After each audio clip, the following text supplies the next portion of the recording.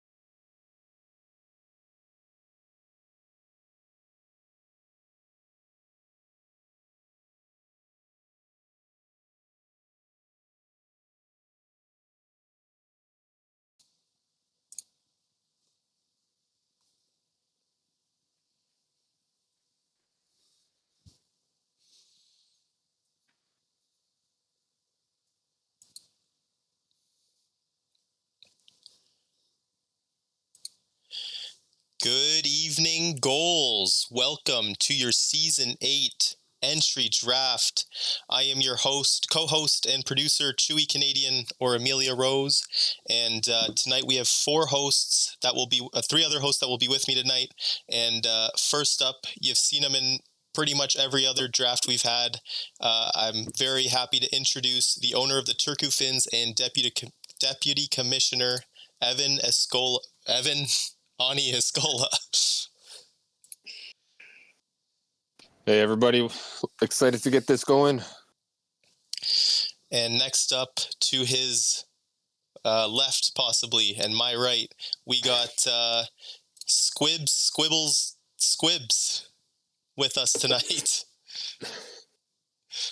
Hello, happy to be here. I took a draft off and I'm back now. Excited to get this one going. And last but not least, it's his first time making an appearance on a draft. The owner of the Jacksonville Vipers, Joey Rabb. How's it going, Joey? Owner, please. Co-owner. Co-owner. Thank you. So, gentlemen, we've got the Season 8 draft coming up. And, Evan, I guess, being one of the guys who's hosted it every single season since, I believe, Season 2. Do you have anything to say for the viewers tonight? Anything that you want to get off your chest? Yeah, absolutely. This is my sixth time hosting a Gohls draft. I've hosted everyone since Season 3.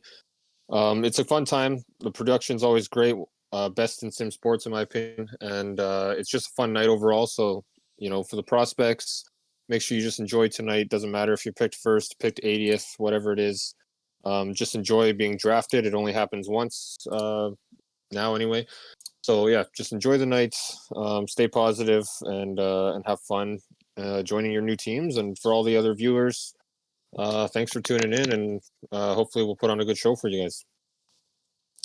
Awesome. And Squibs, you weren't able to host last season, but you did the season before. You're known for your puns.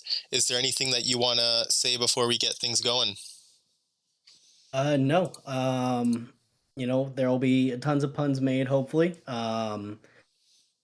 Make some play on words and anything. So, no, I'll be. It'll happen. It'll be quick. Everybody will be disappointed, but it'll happen nonetheless. Awesome. And Joey Rab, the co-owner of the championship team in Season 7, your first draft and your sixth season in the league. Is there anything that you want to say to the fans? Glad to be here. Thank you guys, all three of you, for having me. I just wanted to kind of say how important draft night is. Obviously, Jacksonville did win the Gretzky Cup this past season, but it wasn't easy. It took us 6 seasons to get to that point. And it all starts with draft night. It's possible that the pick that you make right here, right now, could be lifting that cup for you in a matter of seasons. So draft night is incredibly important, and I'm glad to be here. Awesome. Yeah. And with that being said, I think there's nothing else to do but start the draft. Is that right, boys? Sounds right to me. All right. Cool. First team on the clock. Look at the Copenhagen Vikings go on the clock. They'll have the first 2 picks here tonight. We saw mock drafts, different rankings come out earlier tonight while Chewy gets his picks submitted. Squibs, do you have any speculation on where the Vikings are going to go here? They have a lot of stability from the top down. It's Copenhagen's one of those teams that doesn't see a lot of turnover year over year. And so they have, their full pro roster. So really they could go in any direction, but I do know that they do have some vets on their team that are slowly getting older. So I wouldn't be surprised if they go forward just because that top line for them, if I'm not mistaken, is all season 1 vets. So I could definitely see them grabbing a forward here or with their next pick. And then, maybe addressing, a backup D position to eventually call up and promote. Joey, what are your thoughts here? They got the first 2 picks. It's Copenhagen. It's one of those teams that anyone that they pick could potentially be a top player. They're always up there. So yeah. Yeah, and while we wait for that pick, it's important, I guess, we'll touch on how the roster spots are handled in this draft. So most of the names you hear are going to be what we call affiliate players. Basically, they're going to be playing in the minor league for one of our probably 8 teams next season in the minors. But they're going to be tied to one of the 20 pro teams in their locker room, get help with progression, anything like that, and they'll be available for call-ups down the line. There are 2 or 3 pro spots open. I know Tennessee needs a goalie, Florence needs a forward, And I guess Boston probably needs a forward now as well. So those players, we will hear a couple names going straight to the pros, but for the most part, you're all going to be affiliate players in the minors with opportunities to move up once your pro team needs a body. All right, so with that, the first pick is in, and that'll. Squibs, did you want to go ahead and announce that one? Yeah, with the first overall pick in the Season 8 draft, the Copenhagen Vikings select forward Harry Market.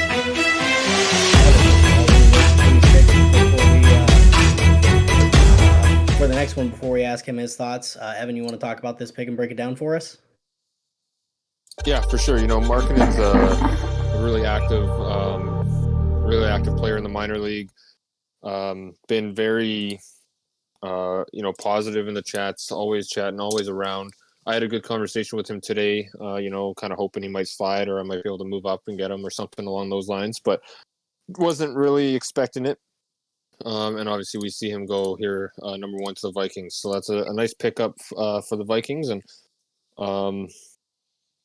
really nice addition to their affiliate group. And, I don't know what their contract situation is like or pending retirements or anything like that. But once he makes that jump to the pro, I'm sure he'll, be in the running for the Solani Trophy or something like that with that Vikings roster. Chewy, did you have any thoughts you wanted to add on that before we announce the second pick? Yeah. No, I'm super happy with this pick. I don't know if you guys saw the graphic that went up, but big shout out to Kerry Markkinen, who did his own draft graphic for the league. So thanks a lot for doing that. I wish I could do it for more picks, but I don't know who everyone else is picking, so it's very hard for me to plan those out. I think I was scouting Markkinen like week 7 or week 8, and I'm just super happy that we got first overall to take him. I think a lot of teams will be upset that we took him, but I'm definitely super happy with the pick. Awesome. Did you want to announce your second overall pick? Yeah, so second overall in the Season 8 draft, we're taking defenseman Sonny Sky. And with that, we got Sapporo going on the clock. Yeah, so as Sapporo goes on the clock, all the rankings and stuff we saw come out and everything we saw during the season had a different defenseman near the top. Velvet Dove still available. Sunny Sky. I don't know if there's a connection there or what, but so far, once they came in the league, they've seemed like a pretty positive person in there, and a nice pick. One thing with drafting affiliates like this is that overall and number of progressions when you draft them isn't that important because as long as they're active, have a good attitude, they're going to stick around, and then by the time you need them, they'll have the progressions you needed anyway.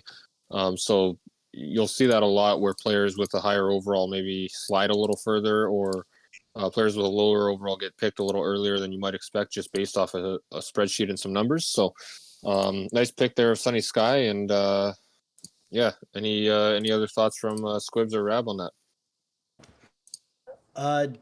Based on the rankings, based on the mock draft earlier, definitely thought Dove was going to go there.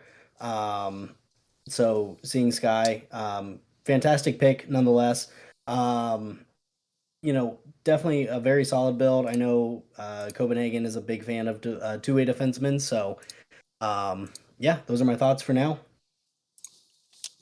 Decent sized player, 6'3", 200 plus. Like you said, two-way defenseman. Could be a strong addition to a Viking roster in the near future. Yeah, we're happy with this. We were able to keep all our defense this year, so having Sonny develop in the minors for a season or two won't hurt. And there's some connections through the team with some of our players, and we know she's active in other leagues. So, definitely excited for this pick. And It looks like the 3rd overall pick, Sapporo, submitted. Rab, do you want to announce this one? Sure do. With the 3rd overall pick, the Sapporo Steamers select Charlie Moose.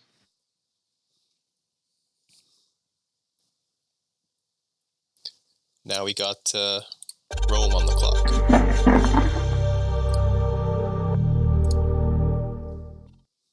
Yeah, Charlie Moose is another one that you see talking a lot in the minors clubhouse, and I believe on Twitch as well.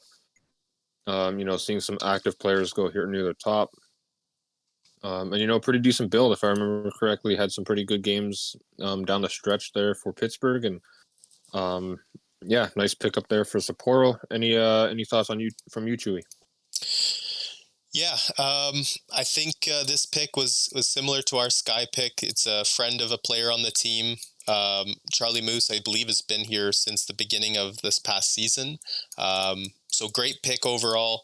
Sapporo gets to develop another forward in the minors and have a backup this season if they need it, or a call up next season. And now we see the chat going wild. Everyone's saying Dove is falling. Who we thought was the clear number 1 pick is now possibly going to be the 4th overall pick. And are you guys surprised by this? Do you think it's not too shocking based off previous drafts? It's Yeah, like this league, anything can happen. Yeah, absolutely. I was just gonna say, like, with this league, like in real life, there's always a skill gap. Like there's a Connor McDavid or Erasmus Dahlin or whoever else coming into the draft. David Leathers, sure. But with a sim league, usually a lot of time players are close to the same progression, or they at least have the opportunity to get there. So I don't think we've ever had a consensus number 1 overall pick. Maybe we did once or twice. Maybe like season 2 or something. I remember Simser being thought of pretty highly up there, but it's rare that we have somebody who everybody thinks is going number 1 and then they actually do. Last year's number 1 overall pick was kind of off the board, if I remember correctly. And but again, it comes down to connections and who you know. And like I said at the top, where you drafted doesn't ultimately matter in a few seasons anyway. So, and with that, the 4th overall pick is in, and that is Rome taking forward Omelette du Fromage, going to the Rome Gladiators, and that'll throw the Jacksonville Vipers up on the clock. So Dove's still falling, still available. But Omelette was, not an unexpected pick from Rome. That's another very active person, very chatty, and has interacted with, Triple H, the Rome owner, a handful of times as well, more than a handful in the chats. So not a surprising pick there, but obviously still seeing Dove fall a little bit further. Squibs, any thoughts? Yeah, seeing a guy, or I guess, sorry, a person who's been very active, pretty much since I joined the league, isn't surprising. Very positive. I feel like I always see them chatting in the Twitch chat at least. So, it's good to know that they're watching the games. So yeah, just having a good person who will be active and who will be very supportive goes a long way for teams, and I know that's what a lot of teams look for. And it makes sense that Rome is able to draft one of these players. It seems like Triple H has a MO here with taking very good active players. So yeah, Joey, the 5th pick That's a is name. That's a name. Omelette du fromage. That's as Corker said in the chat, that's a cheesy pick. Like it. Like that pick a lot. Wow, Squibs without the first pun. Yeah, that was an easy one, Squibs. Come on. What was the line on that one? First pun not to come from Squibs. People making money in Vegas on that one. All right, Joey. The Vipers pick is in. Did you want to go ahead and announce who the Jacksonville Vipers select at number 5 overall? I can do that. With the 5th overall pick, Jacksonville selects Velvet Dove. There we go, and that'll put Miami up on the clock. Dove, like we mentioned, had been someone expected to go highly. Goes at 5 overall. That's still pretty high. So a nice pick. Joey, I'll kick it back to you to kind of touch on the pick of Dove if you'd like, and how excited you guys are to make that selection. Before we get there, Yeah, solid. we got a trade. The first trade in the draft just came through. And we got... Oh my god, what's going on here? We got Glasgow on the clock, and I'll announce the trade real quick. Miami sends the 6th overall pick that was just on the clock to Glasgow for 114 and 212. So now we got Glasgow on the clock.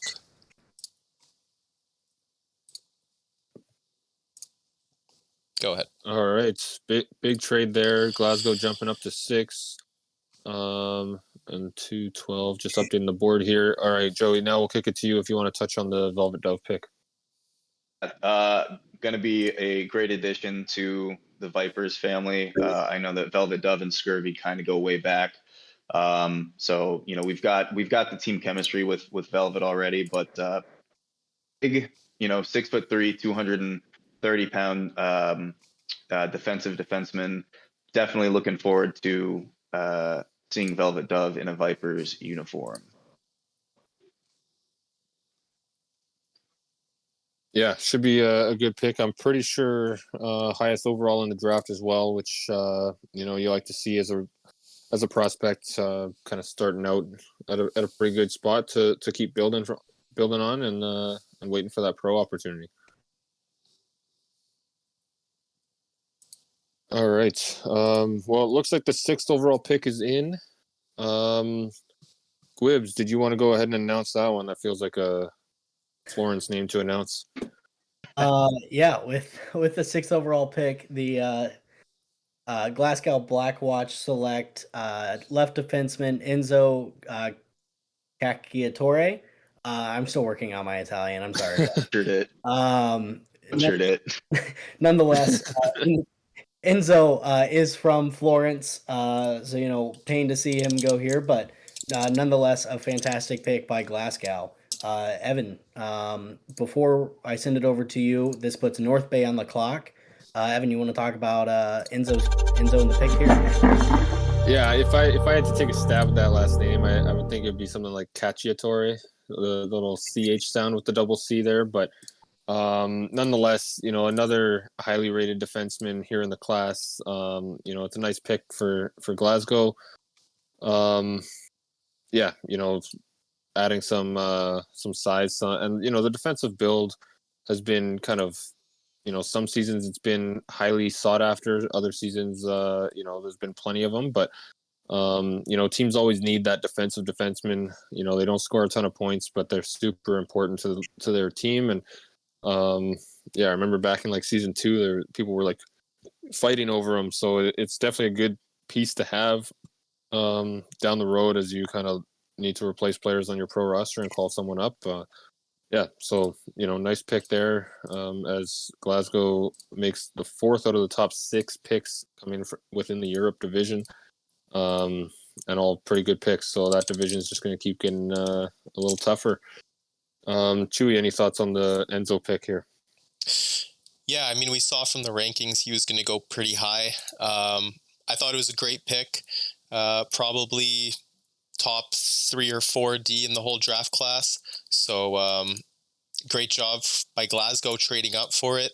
And obviously they had high hopes if they needed to make a trade to get him. And that's excited to see what happens there in the future with them. Awesome. All right, so the 7th overall pick is in. Rab, did you want to go ahead and read that name off? Yes, give me 1 second. I apologize. Had that pulled up. North Bay with the 7th. What's that? Oh, I was just saying it's unforgivable. You go ahead. Oh, I'll do better next time. With the 7th pick the North Bay Mallards select Jonathan Lapointe. And that puts Rome on the clock again. Lapointe, of course, being one of the top-rated forwards in this draft class, 61 overall, left-wing sniper, joined back in week 1. Another seemingly very active player. Evan, you want to talk a little bit about how he played in the minors this season? Yeah, it's always tough as a draft eligible player to make a huge impact offensively. Given there's players with some 1, 2, or 3 seasons in the minors. But he seemed to score a decent amount. I don't have his stats in front of me, but I do remember typing his name up a handful of times on the minors box scores and seeing his name kind of flash across the screen quite a bit as we were streaming. A solid build, solid performance for a draft eligible player. Didn't look out of place against players, a couple seasons older than him. So you like to see that. And then obviously the activity level in a draft filled with affiliate picks is pretty huge. So yeah, nice pick here for North Bay. And yeah, excited to see what Rome does here up next. They're a team that likes to focus on activity. So we'll see what they end up doing if they go with, one of the higher rated players or maybe take someone who's a little further down the current build board and go ahead and grab that active player. Any speculation there, Chewy, on what Triple H is going to do here? Triple H, it's no surprise seeing from the Team Needs channel that he's looking for some staff help on the team. There is a number of players in the minors right now that could be a good option. Benny being one of them who's active. I think there's a couple other names that are slipping my mind right now, but I think they go someone that can help them on the staff. Yeah, and obviously that would be part of his interview process, I'm sure. Asking if they have staff interest. I know that's something I've asked some prospects in the past when it was a big need for us. And if I did more interviews this time, I probably would have asked a handful of them as well. But yeah, staff help is always tough to find. And, that's how Triple H ended up with Rome was, Jess at the time was the team owner, needed somebody to help the front office, and Triple H had that interest and, was picked, I think, 6th overall. So, yeah, nice pick there for them. He's now the owner, and the pick is in. So I'll go ahead and announce this one. It is defenseman Bo Bobby going number 8 to Rome. That's going to throw the Columbus Chill up on the clock for the first time tonight. And then after that, we've got Miami back on the clock after making an earlier trade. We'll see if they stay put this time and make a pick or if they're going to stay busy. Any thoughts on the Bobby pick or what we might see Columbus do here? Yeah, for the Columbus pick, if I had to take a stab, I wouldn't be surprised if they went with the defensive defenseman Cold Decembers. It's too fitting. The name, Nate's team's name. Maybe I guess I'm a little cold right now on the puns, but nonetheless, if I had to guess, maybe a defenseman, but I'm going to put my claim in for Cold Decembers. Yeah, you're gonna need to warm up a little bit on those puns. Need a bit of work. Oh, he's got me in on him now. That's not good. The Bo Bobby pick for me was a little bit of a surprise. I thought they would have went forward based off last season. They went defense on 1st overall, and I believe they have two affiliate defensemen. But yeah, it's still a great pick. Yeah, this is Rome though. They got like 32 affiliates. Yeah, that is true. That is true. All right, and with that, the Chill have made their pick. Rab, I'll kick it to you if you want to read that one off. I've kind of lost track of who I'm kicking it to, but all good. The Columbus Chill select defensive defenseman Chris Lord, and that puts Miami on the clock.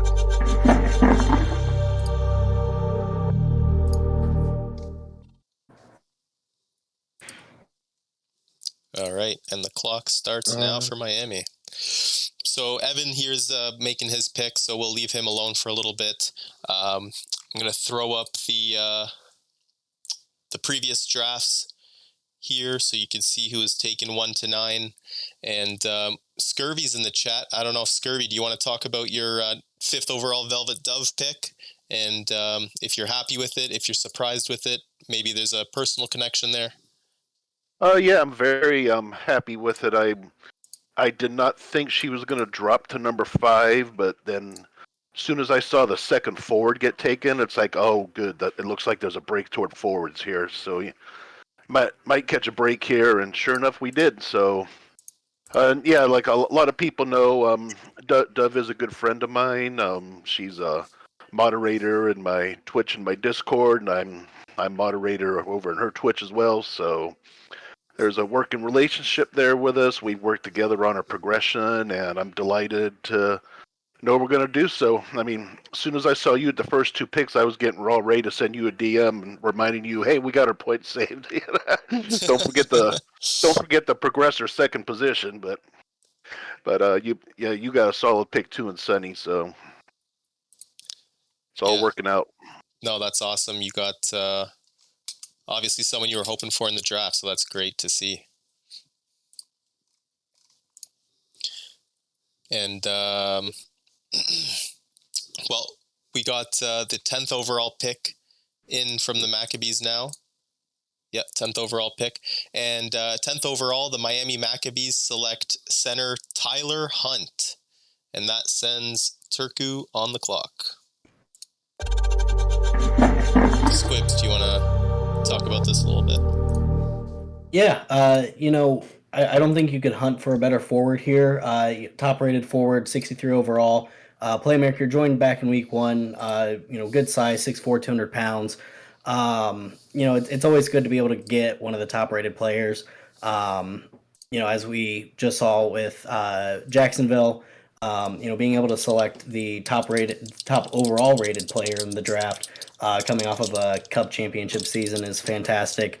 For Miami, of course, a bit of a down year this past year, so getting somebody who is possibly able to jump right into action next season, or the following season, is a great pick for him. So, I guess Joey, would you like to talk about this pick or what we think Turku is going to do here?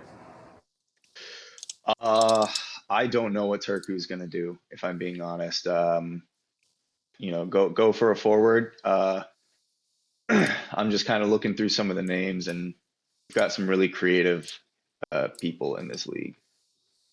So, yeah. I don't really have much to add. I'm here for small comedic effect.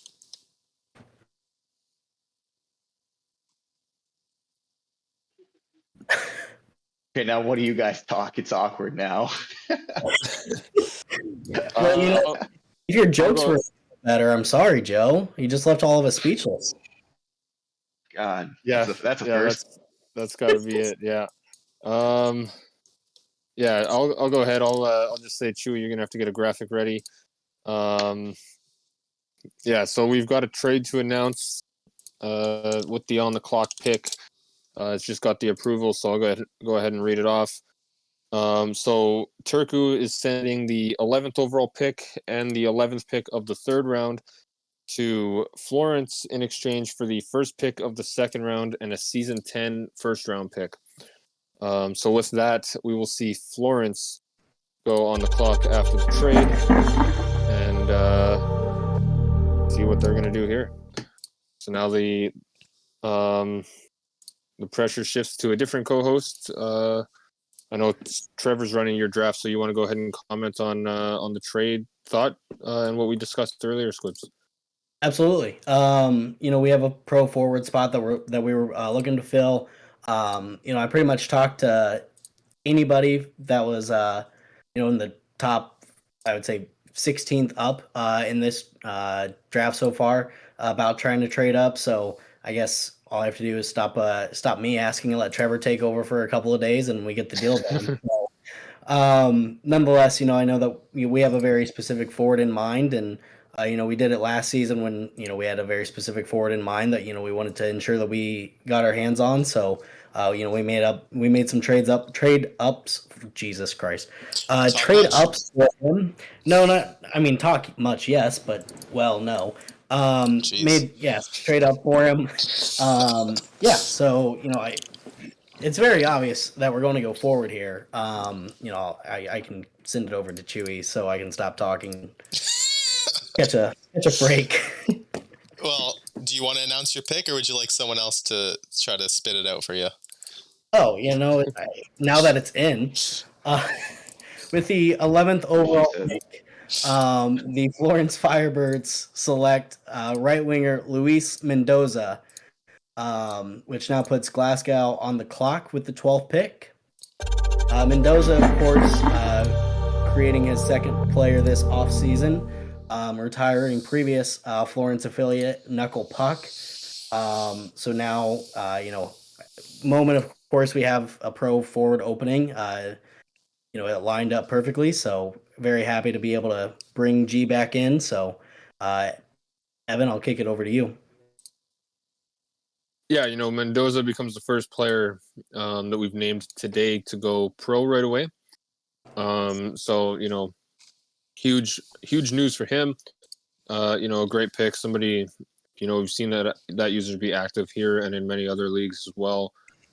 And as far as the trade goes, I came into it with three kind of main targets that I liked for the first round for that 11th pick, and two of them are still on the board, so we're kind of rolling the dice a little bit, picking up a future pick, hoping that our guy slides to us, and with that, that's all I'm going to say on that. We'll kick it over to Chewy if you want to announce that pick. Yeah. Well, with the 12th overall pick, the Glasgow Blackwatch select right wing Trey Hyman. And with that, Tennessee goes on the clock.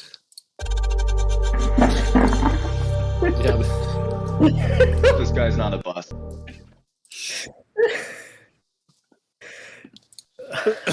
I think part of the reason me and Evan are laughing so hard is because I sent a message to him earlier today asking about the trade that we just made, and he said, damn well that if I make the trade, my targets are going to go at 12. And if he doesn't, they're going to go ahead of time. So, Evan, would you like to talk about it? Yeah, Trey Hyman, that's a great pick for Glasgow. Someone that I've talked with quite a bit. I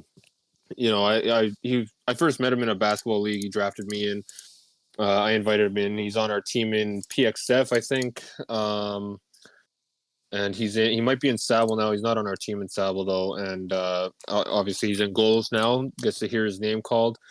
Just funny that I said earlier today that if I made the trade, my guy would go at 12, and sure enough, he did.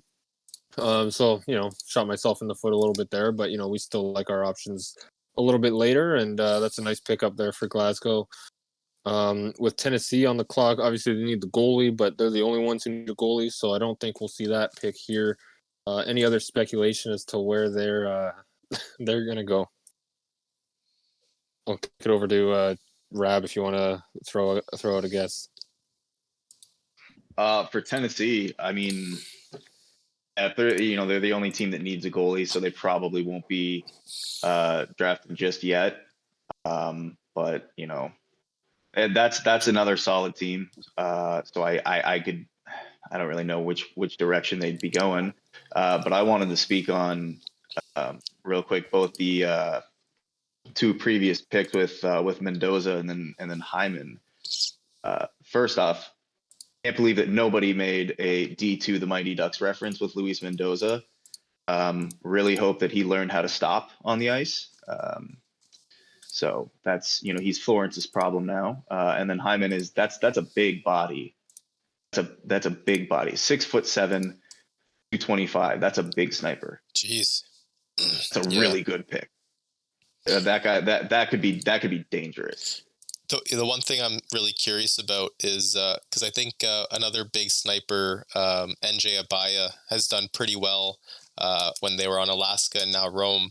So it seems like these big snipers, they might not have the speed, but just the stability on the ice, kind of like an Ovechkin, like a larger Ovechkin build, just can't be knocked down. So the speed doesn't matter too much.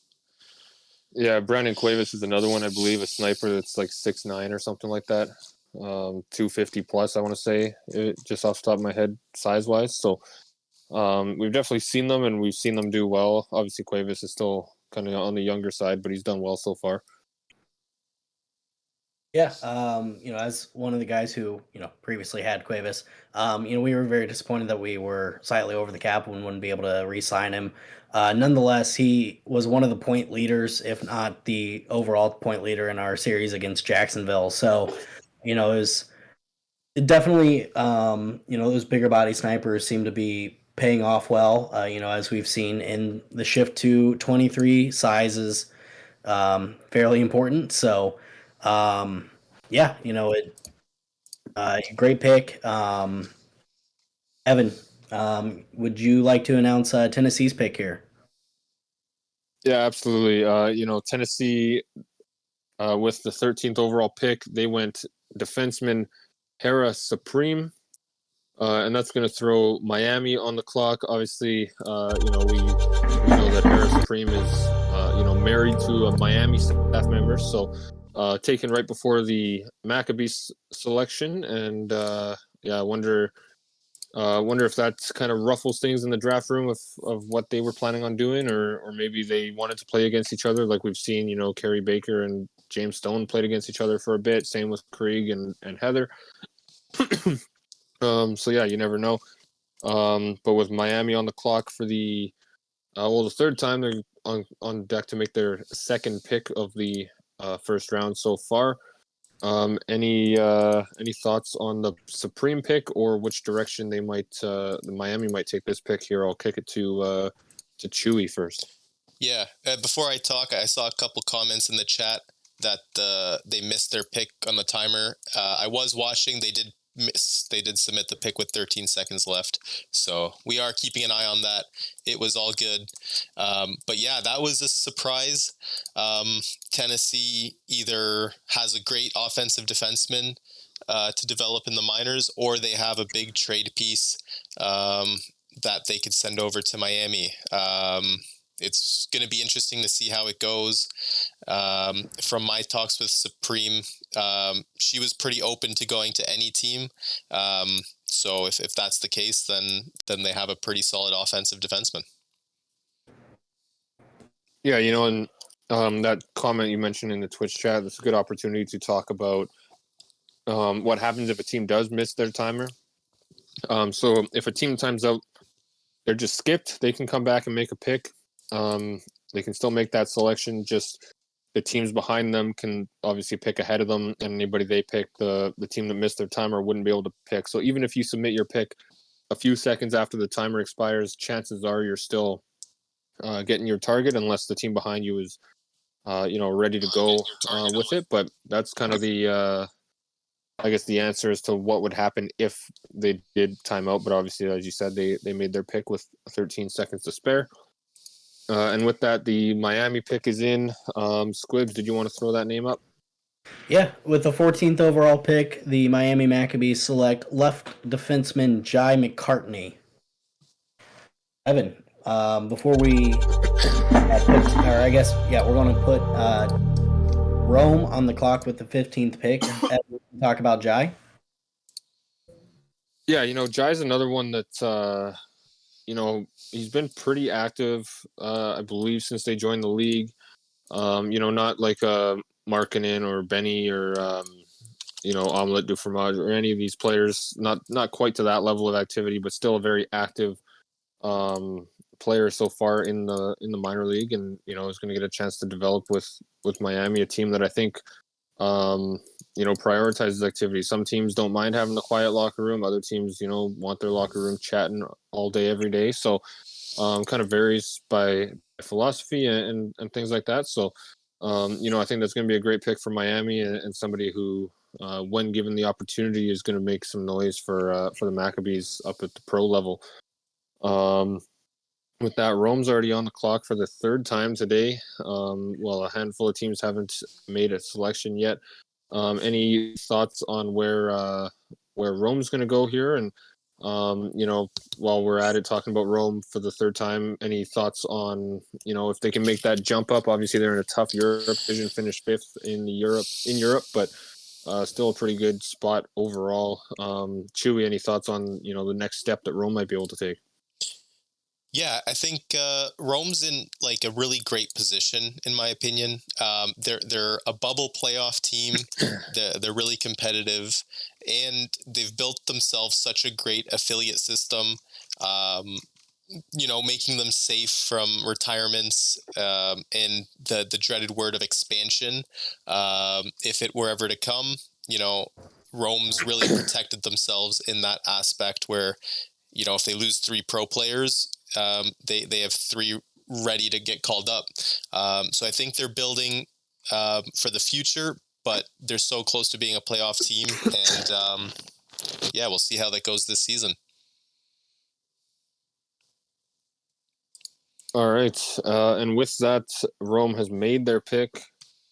All right. I'll go ahead and read this one off. It's with the 15th overall pick, Rome has selected right winger Justin Carr, and that's going to throw Norfolk up on the clock, or Norfolk, as we say sometimes, up on the clock for the first time tonight.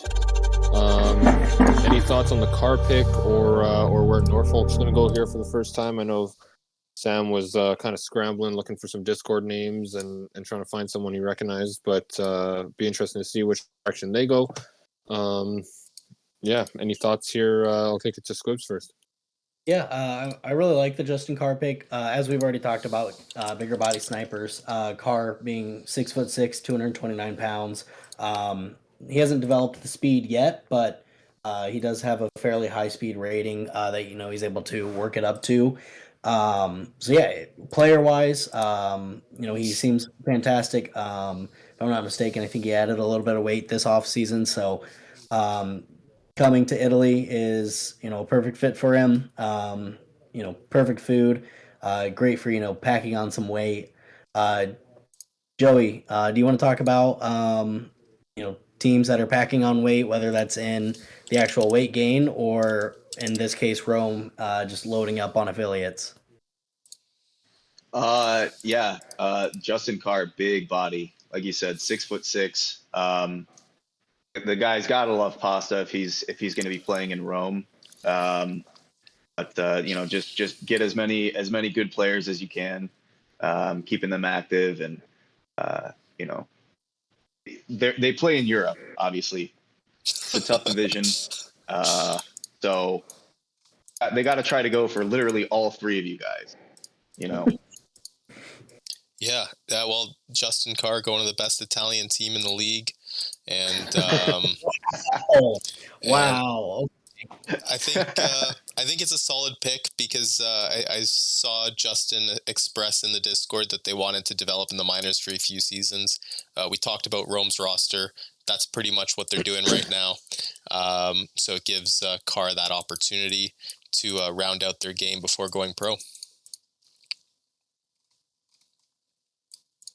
Yeah, and that's always something that you like to see as a prospect or as a team picking a prospect, that they have that willingness to stay in the minors. Obviously, if you need them, you want them willing to move up to the pro level as well. But having somebody who's willing to develop in the minors for a couple seasons, when you might not have that roster spot, you're not going to feel as pressured to make a move to make space for them, and it's a really good team mentality as well to have. So you like to see that.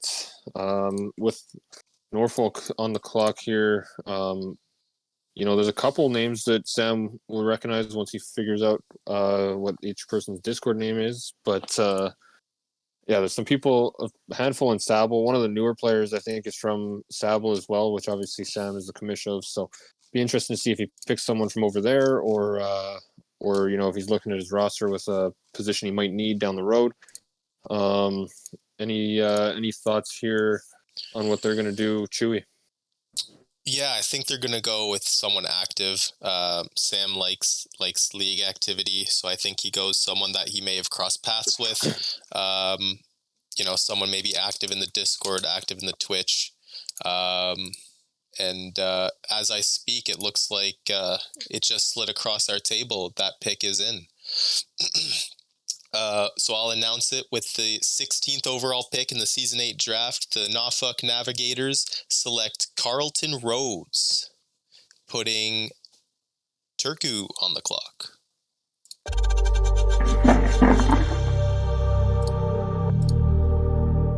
Carlton Rhodes, of course, being a two-way forward, left wing, 6'1", 197 pounds, 51 overall.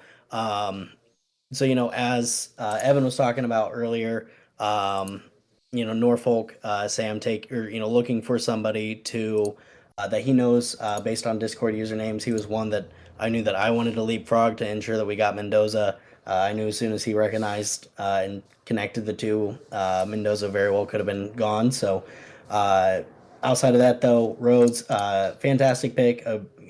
Great person to, allow to build their player.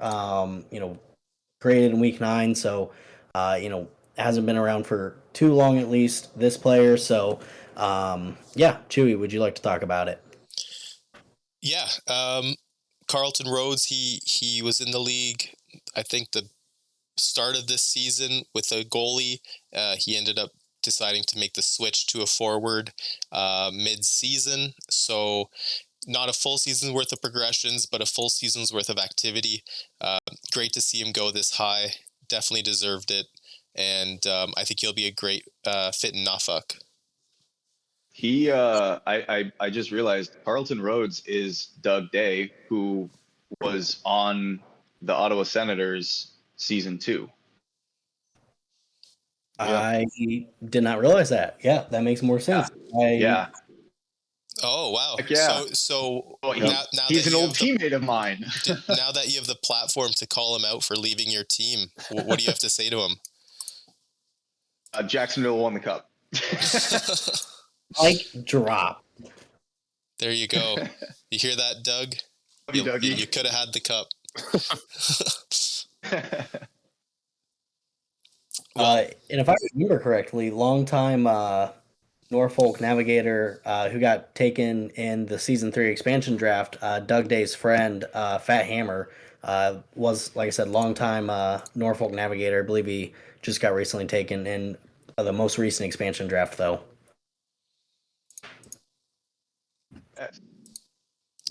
Yep. That's right. Yeah. All right, Escola, do you have anything to announce? Yeah, the Turku Finns have selected at number 17 overall left winger Snicko Bro. I mentioned at the top I had, or not at the top, but when we made that trade, I had 3 kind of names in mind. One went before 11. Obviously, we talked about Trey Hyman being the second, and Snicko Bro was the third. So I was happy to see him slide to 17. We're very happy with the selection. Somebody I drafted. I believe I drafted him in the rugby league. He was on the Manchester Bumblebees before that league folded, but we won a championship together. So, hopefully can re-spark some of that magic.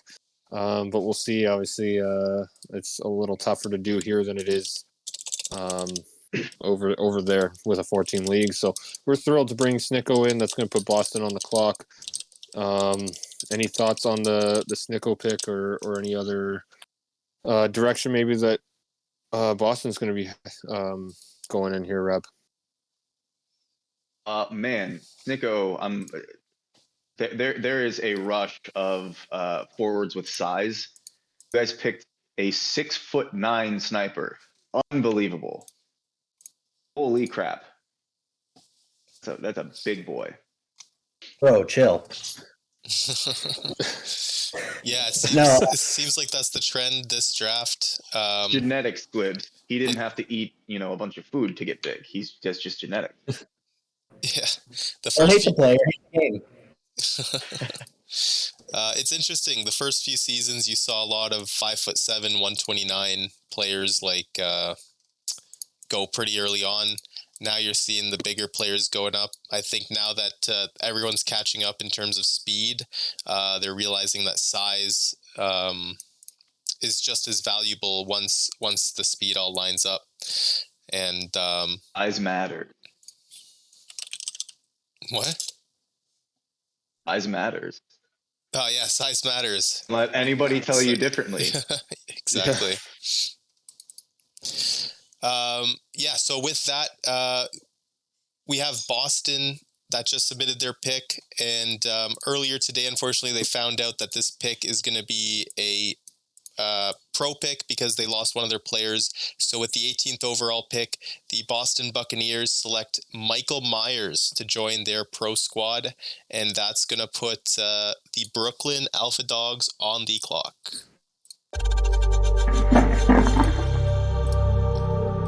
I mean, it's September, I know, but I guess Halloween is right around the corner. He's going to dress up as a Buccaneer. It's just one of the skaters is just going to be Michael Myers wearing a Buccaneers jersey. And if I'm an opposing player, I'd be terrified. Are we sure that the hockey stick is actually a hockey stick and, not something else? I don't want to think about it. I'm not a fan of horror movies, Squibs. Evan, you want to talk about a more official breakdown of the Michael Myers pick? Yeah, it's another player that's chatted a decent amount in the minors. Like I said, not at the same level of omelets or marketing players like that, but been seen around a little bit, and as Chewy mentioned, unfortunately for Boston, losing a player on draft day, this Michael Myers is going to end up going pro, and huge night for him, joining the pro ranks, and one of only 3 players to do it from this draft class right off the bat. So definitely a big moment there for Boston and for Michael Myers. But with that, the Alpha Dogs selection is in. So I'll go ahead and announce that one. We've got Matt didn't put a position, but at 19 overall, it's center Jin Mugen. Going to Brooklyn. That's going to throw Jacksonville on the clock for the final pick of the first round. Maybe the only team who owns their own pick, or maybe Sapporo. A lot of teams moving around here with lots of trades and stuff over the past handful of seasons, plus leading up to this draft. But Jacksonville is the Cup winners, 20th overall. This is their own natural pick. So will be interesting to see what they do here as we round up the first round. Any thoughts, Chewy, on what they might do, or anything else as we near the start of round 2? Yeah, so they're pretty balanced in their affiliates right now. They went defense 5th overall. I'm just going to throw up the first round review here as I talk, but I think they're definitely going to go some sort of forward here. In terms of who they go for, I think it's up in the air. But actually, we have, with the Boston pick that just went through a couple picks ago, we have Corker in the chat. Maybe he can walk us through what went through his mind when he needed to make this pro pick, if you're here, Corker. How's everybody doing? Good. So I kind of didn't have a plan going into this. Obviously, picking 18th is not as easy as picking one of the first few picks, but I don't know. Myers stood out a little bit just because his overall, he's somewhat of a bigger player at 6 foot, and he's got a bit of speed. So obviously, coming up to the big boy club, he's gonna have a tough go, but hopefully he can just make do with what we got going on here. And yeah, bit of a tough offseason losing Ren and Phil O'Brien and Doyle, but hey, that's life. Yeah, I guess a follow-up question, this past season, you guys made the playoffs for the first time, going from pretty much last place for a couple seasons all the way up to the conference finals. Is the off season that you had, is playoffs still that goal for you? Is conference finals that bar that you've set for yourselves moving forward? What's kind of going through the staff's mind this off season? I mean, not to sound cocky, I thought we'd be in the cup favor talks going into this season prior to losing Ren, just, was able to re-sign everybody, which means we're just naturally going to get better. And, but yeah, going to be a big blow. Basically 290 plus players losing going into the season. But again, I think we'll be able to make the playoffs still and go far. It's a long season and stuff happens. And Awesome. Well, that's about it. Awesome. Thanks for coming on. I appreciate the insight. Yeah. Thanks, guys. Good luck with the rest of the draft.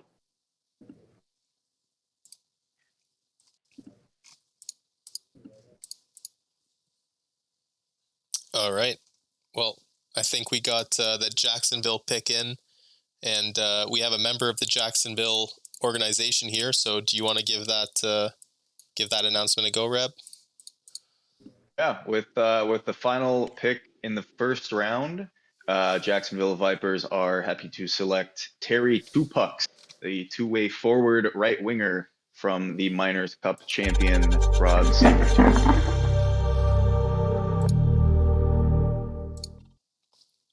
Awesome. Now we got Turku on the clock. Turku. That's right. Squibs, do you got a pun for us here? I wish I had one or two, but unfortunately, I don't. So, nonetheless, talking to Joey prior to the draft, I knew that Velvet Dove and Terry Tupucks were very high on Jacksonville's boards. Of course, as we've already talked about, the connection with Scurvy with Dove. Terry Tupucks, I believe, if I'm not mistaken, is real life friends or colleagues at least with Joey. So very happy to see Jacksonville be able to get who they were wanting. It's always nice to see teams being able to get who they want, as well as players going to teams where they want to go. Doesn't always happen, but it all works out in the end. Chew, you want to talk about Tupucks at all? Yeah, he's a good friend of mine. We worked together, and he was very interested when I told him about Gohls. So got him signed up, and yeah, he was pretty excited to hear that he had won the Miners Cup with Prague, a couple weeks ago, and we're gonna work with him and see if we can turn him into kind of the next Alexander Fisherov for the Vipers. Kind of a big body two-way forward, and definitely looking forward to working with him in simulation league and real life work. Yeah, awesome. Now I can yell at him at work if he misses progressions. There you go. Well, like we said, that wraps up the first round. Put back up the review of the round. We'll go through it really quick. In order: Kerry Markkinen, Sunny Sky, Charlie Moose, Omelette du Fromage, Velvet Dove, Enzo Cacciatore,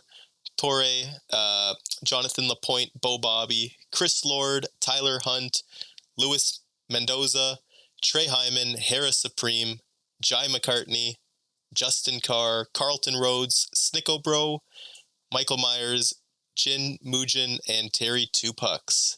Congratulations on being drafted in the first round. And we still got Turku on the clock. Evans looking down, not at his crotch. He's looking at his phone. Don't worry, guys. Yeah, see, there you go. Just waiting for those picks to come in. Do you guys have any thoughts on the draft so far? Any steals of the draft in the first round, or everything's pretty on par with the rankings? Even though Dove still went top 5, seeing the highest overall player, seeing kind of a relatively consensus number 1 overall pick according to the so-called experts, being able to get that kind of player at 5, especially coming off of a championship win is huge. And just further solidifies their future. If I had to use my special advisor's famous phrase so far, I'd say that's the still of the draft. Otherwise, I'd say maybe Justin Carr or Carlton Rhodes. As we talked about, 2 of the bigger body guys, 2 guys who were very active later in that first round, who are going to do fantastic for their new squads.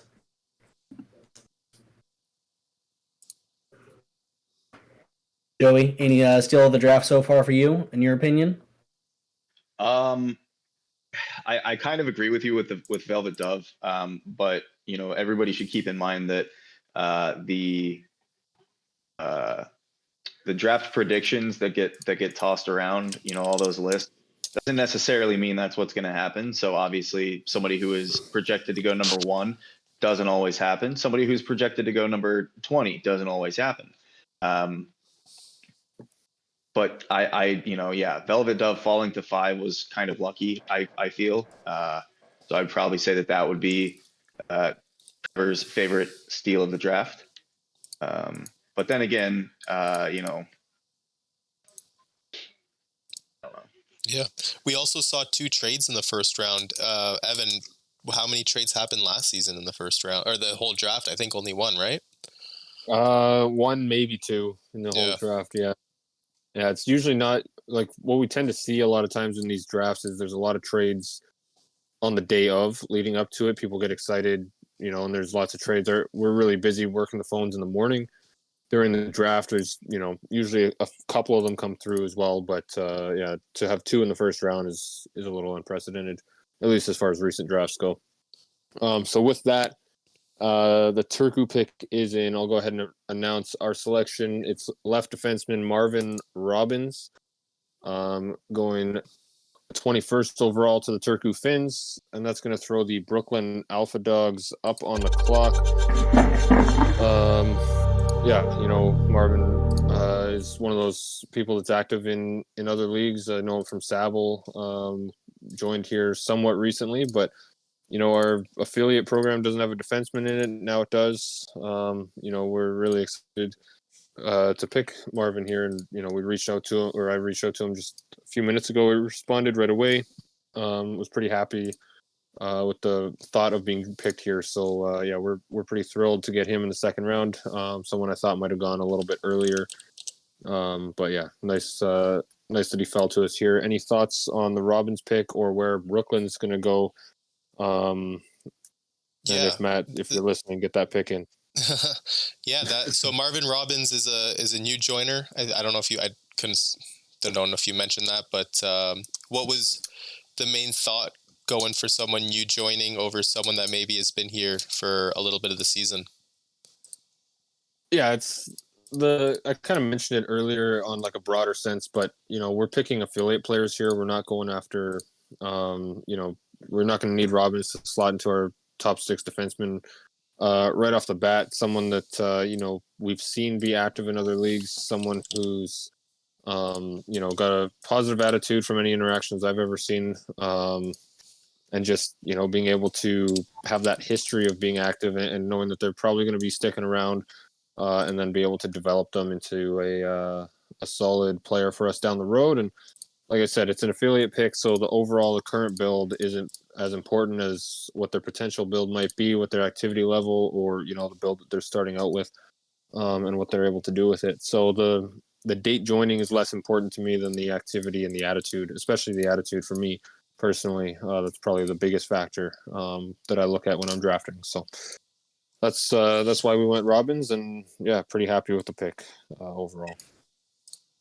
Evan, you have 5 of your 6 defensemen whose contracts end at the end of season 9. Was that kind of a factor in your mind? Having to weigh that 5 of 6 will end in season 9, your 6th one ends in season 10, gives you the chance to develop somebody, but very likely will end up losing at least one, if not a couple of players, just due to cap. Yeah, that's not as big of a factor. It's definitely, coming into this draft, I wanted to leave with at least a defenseman just to develop, not even so much because of the contract situation, but, unexpected retirements happen all the time. I like our defensive core. I don't think we're going to be losing anyone anytime soon. I think even with the cap, with the expiring contracts, we might be able to make it work. But if we do have to lose someone, then obviously if we need, we've got a defenseman here that we can develop. But yeah, unexpected retirements happen all the time. Sometimes we get lots of heads up. Other times, we find out the morning of the draft, like Boston did, unfortunately today, or the afternoon of the draft. So, just having somebody ready to slot in is huge, but it's less of a the contract situation, because I know our defensemen and I have faith that they'll come back if we can afford them, that was less of a factor for me. All right, another Italian sounding name. We're going to kick this over to Squibs if you want to read off the Brooklyn pick. You know, maybe I shouldn't have fallen in love with Italy and, my Italian. There's a lot of history of me just being awful with names, but whatever, Evan. Thanks. With the second pick of the second round, the Brooklyn Alpha Dogs select left winger Mario Battaglia. I'm sorry I butchered it. I know I did. Nonetheless, a 53 overall power forward, 6'3", 238 pounds. Chewy, you want to talk about Mario? No, sorry, I'm in the middle of something. All right. That's what I said. Joey, not Chewy. Yeah. That's a good pick. I do like the build. Power forward, 6'3", roughly 240. Another big body.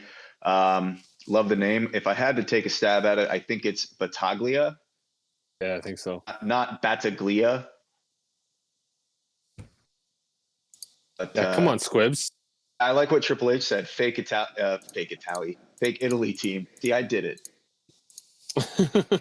Love the word just like Squibs. Damn. Hey, Squibs, I got a question for you on the pronunciation side. How do you pronounce the trophy for our league's leading goal scorer? Alex Ovechkin. What's the trophy called, though? The OV trophy. There you go. Yeah, I remember you used to pronounce that one Avi, if I remember. Yeah. Oh God. Yeah.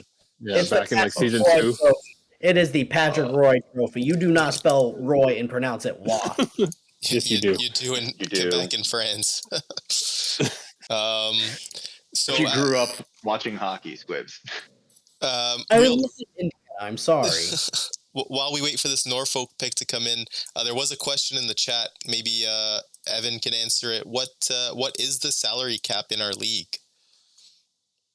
Yeah, so the way the salary cap works is, so obviously every player has an overall rating in the game. So that rating when you sign your contract is what your cap hit is. So if you sign a 3-year deal and your overall is a 65, you count as 65 against the cap for those 3 years. So when we talk about players expiring and not being able to afford them, it's because a lot of times those players jump. If you sign them for 3 years, they might jump 20 or 30 overall in those 3 years, and if the cap doesn't raise enough, then you might not be able to afford them. So that's how your cap hit is calculated as a player. When it comes to the league, what the team's limit is you basically take the average cap hit of players in the league, multiply it by 19, obviously, for 19 roster spots. And then, correct me if I'm wrong, Chewy, the formula changed, but it's add 10 to that average, and that's where you get the soft cap. And then if you add 40 to that, that's the hard cap. Is that right? That is incorrect. It's 10%, but yeah. 10%. Okay. I knew it was 10. I couldn't remember if it was 10% or 10. So basically, you take the average player's cap hit, multiply it by 19, add 10% of that, and that's where you get the soft cap. If a team goes over the soft cap, for every point they go over, they sacrifice an incentive point, which is points they can give out on players signing contracts or staying with the team. So, yeah. And then obviously 40 above the soft cap is the hard cap, and that you can't go over that no matter what. So, yeah, that's kind of how the cap works. I might have rambled a little bit and confused one or two people, but if you have questions, you can always DM any of the commissioners or even the team owners or whatever. We can, explain it better if you need to. But that's more or less it's based off the player overall at the time that they sign their contract. Yeah, and with that, the Norfolk Navigators have made their pick, the 3rd overall pick in the 2nd round. They select Tyler Commander, right wing, and I think it's going to get chilly because it's Columbus on the clock. I think. Oh, go ahead, Evan. Sorry. Oh, I was just going to say, how is Squibs the 3rd best pun maker in the show tonight? Well, considering the words out of my mouth was about to be a pun, tell you, go ahead. I think Norfolk, the Navigators found their commander, but nonetheless, Evan, go ahead. Well, that was all I was going to say. But Commander's a great pick. Somebody who's another one of those ones who's got history of showing activity in different leagues and spend some time for sure in PXF. I'm not sure about Sable or and there's probably a bunch of leagues I'm not in that he's in, or in leagues that I am that I'm blanking on. I think he's in ESL as well, if I'm not mistaken. So definitely, like we mentioned, Sam likes to look for names he recognizes, and Tyler Commander is a pretty recognizable name in the sim community. So nice pick here to get him at 23, and yeah, I wonder what Nate's going to be doing here with Columbus on the clock. They've got this is their second pick of the day. They took a defenseman earlier. Do we think they're going defense, or do you think they're leaning forward here? They might be leaning forward, trying to get their pick in. But yeah, I think they could definitely go forward here. Actually, as we say that, Jess with another 10 gifted subs. He's already gifted 20 this stream. Wow. Just huge thank you to Jess. He's a huge supporter of this league, leading the league with 171. But I was going to say something, but now I forget. We had another question in the chat that I did want to answer. Darian Hall was asking how this year's draft class looks.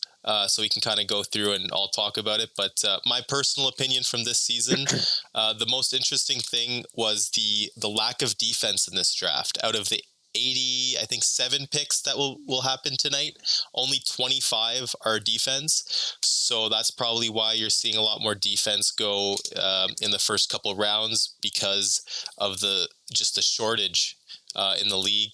Supply and command calls for defense being picked high. And what do you guys think?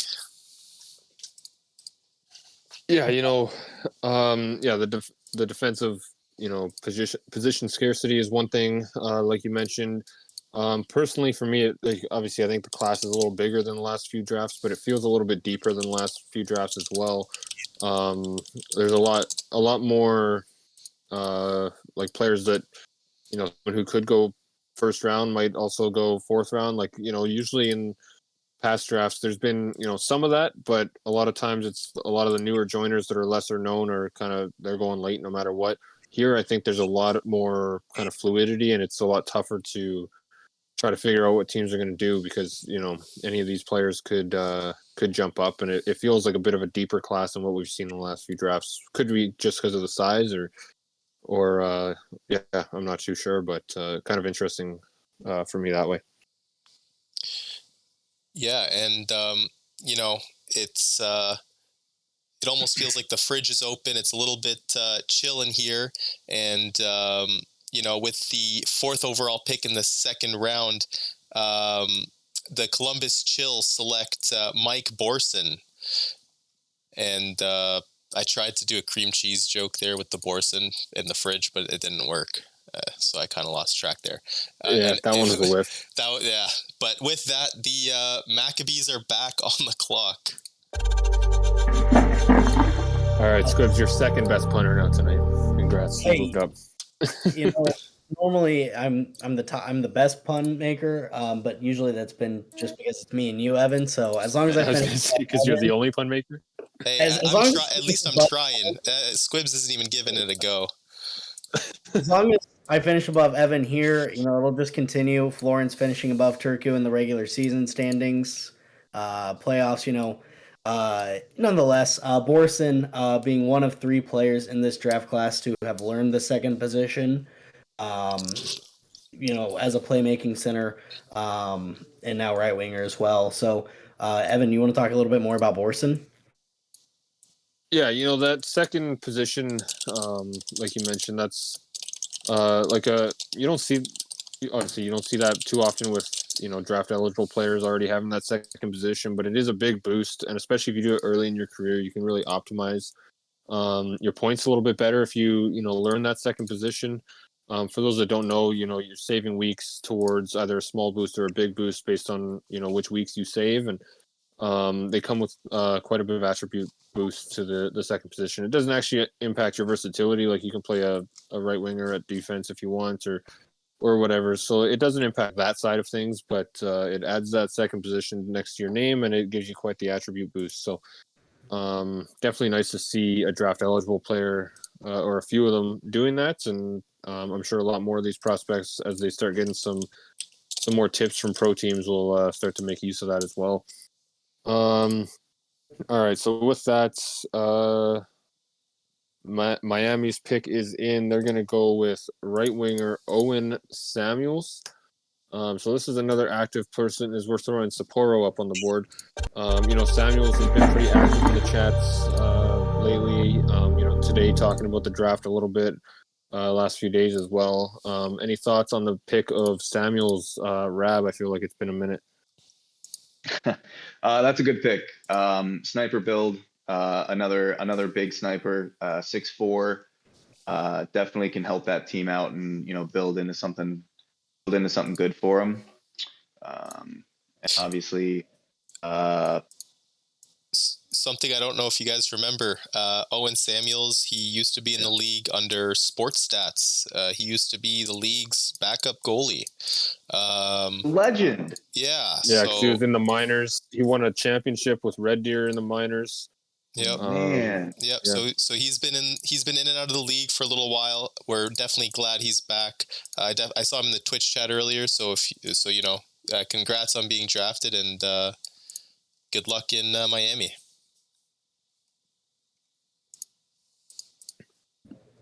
Okay.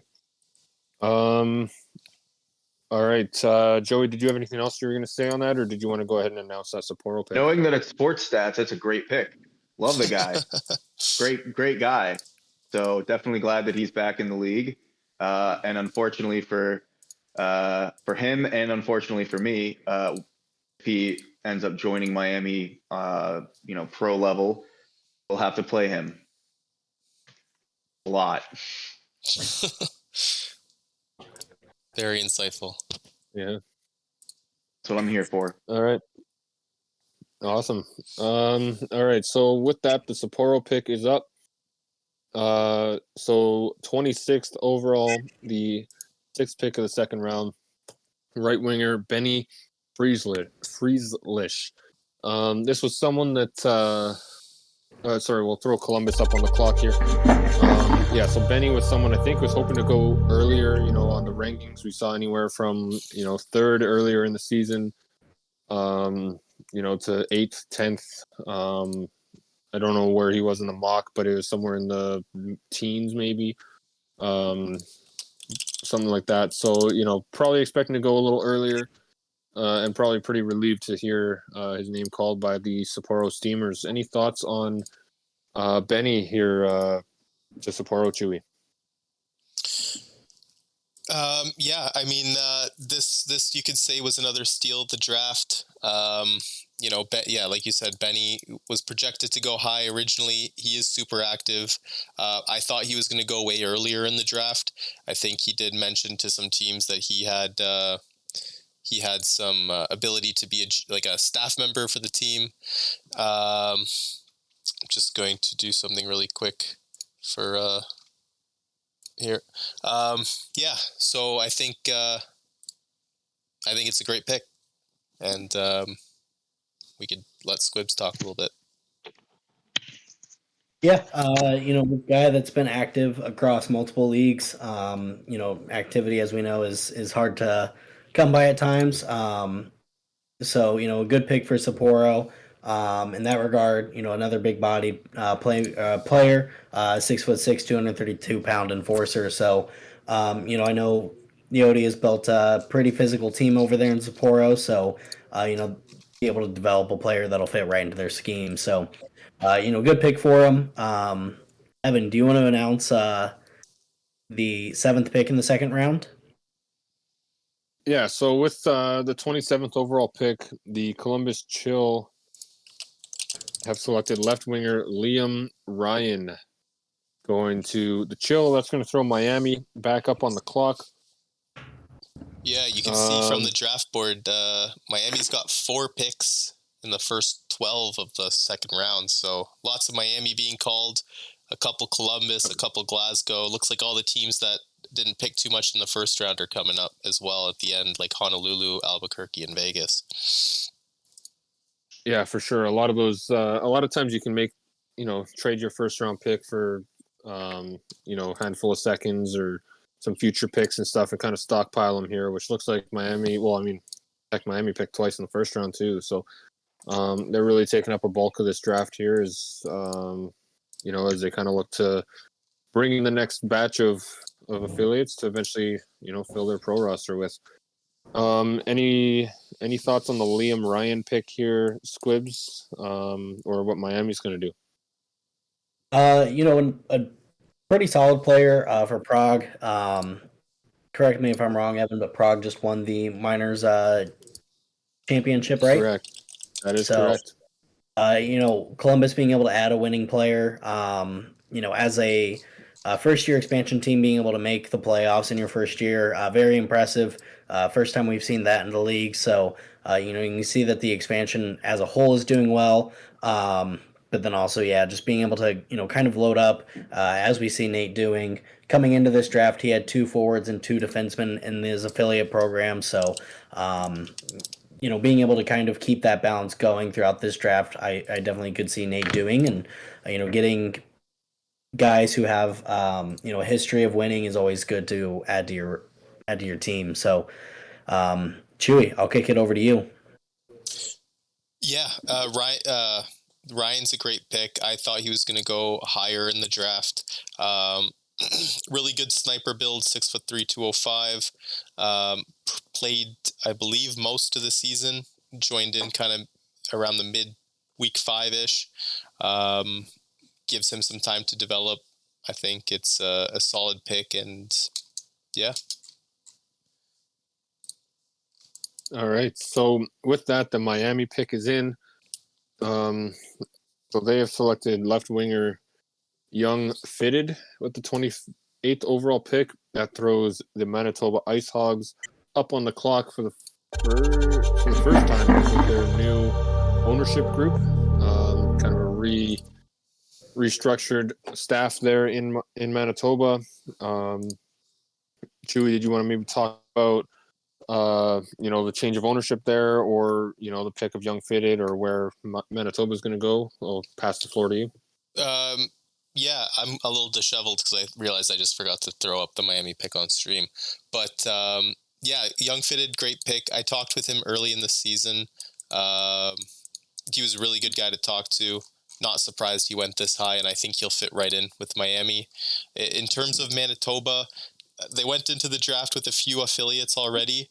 So they're kind of like open to what they could pick. Probably go forward since they have 2 left defensemen. And yeah, I think Waters is excited for his first draft pick. Awesome. With that, the pick is in. Squibs, did you want to go ahead and announce that one? Yeah, hopefully I don't get cooked for this one. With the 9th overall pick in the second round, the Manitoba Ice Hogs select center Ryan Cook. As we throw Miami back onto the clock, I believe our good old friend Joey is back. Joey, would you like to talk about Ryan Cook? If it's anything like the old Cook, the chef, Greg Cooksey, love the name. Excited to see what he can do. Terrible pun on you, but I love Waters. JT Waters, good guy. He's the owner of the SFL team that I'm on. And he won the Corey Pauly Award. Just recently, he had some things going on in life, but I'm glad to see that he's still around in this league. And he's now obviously the owner of the Manitoba Ice Hogs, and excited to see what he can do with that team this season. I thought they were going to be really good last season, and they stumbled a little bit, but I definitely think he's got the experience to be able to lead them into something else, something a little bit better. But good pick on Cook. Squibs? Yeah. With Evan, would you like to announce the 10th pick?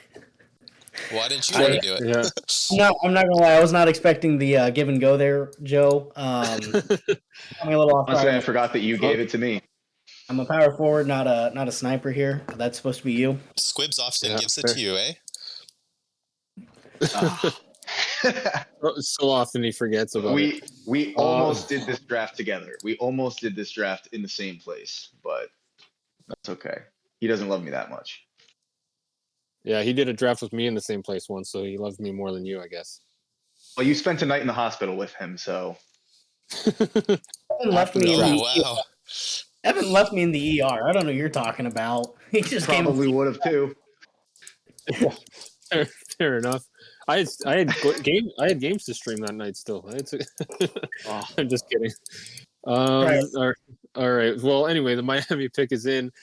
10th pick of the second round, number 30 overall, is left winger Chris Minion going to the Miami Maccabees. That'll throw Glasgow up on the clock. Chris is, if I'm not mistaken, the brother of Miami GM Parker Minion. So kind of a pick that I'm sure doesn't surprise many. But a nice pick nonetheless. Been pretty active at times for sure, and getting him at number 30 here in the draft is a pretty good value for Minion. Any thoughts, Chewy, on Chris? Yeah. I like you said. Is it confirmed that they're related to Parker Minion? If so, then They are related. Yeah. Okay, so yeah, great pick for Miami.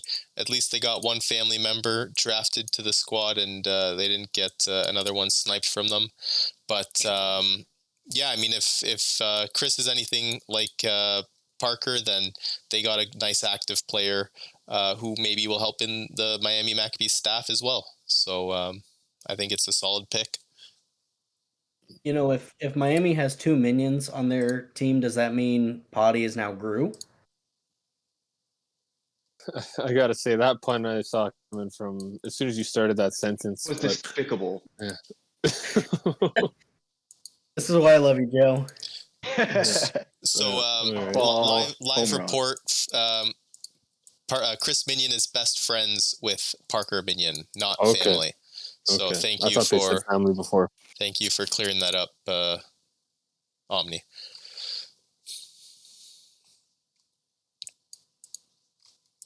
Crickets.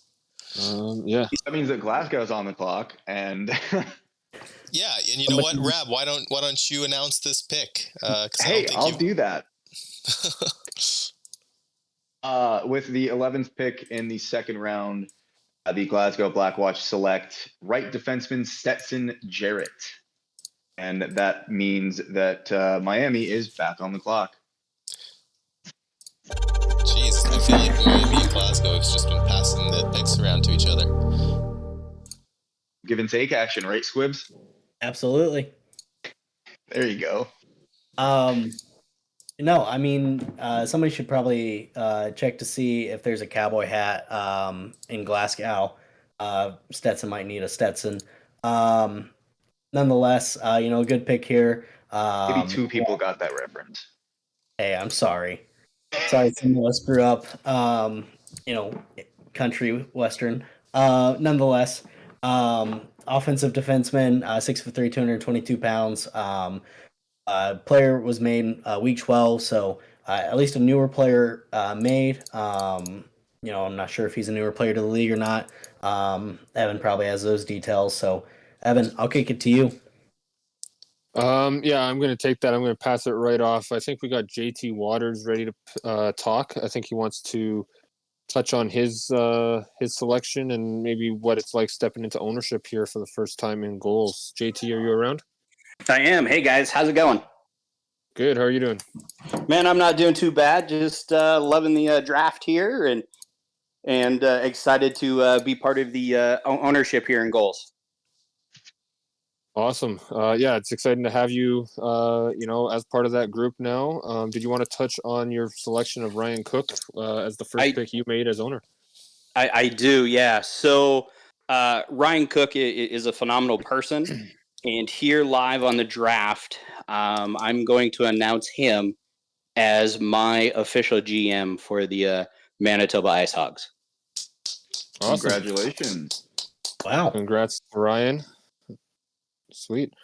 Yeah, have you known Ryan for very long, or what's your history like with him?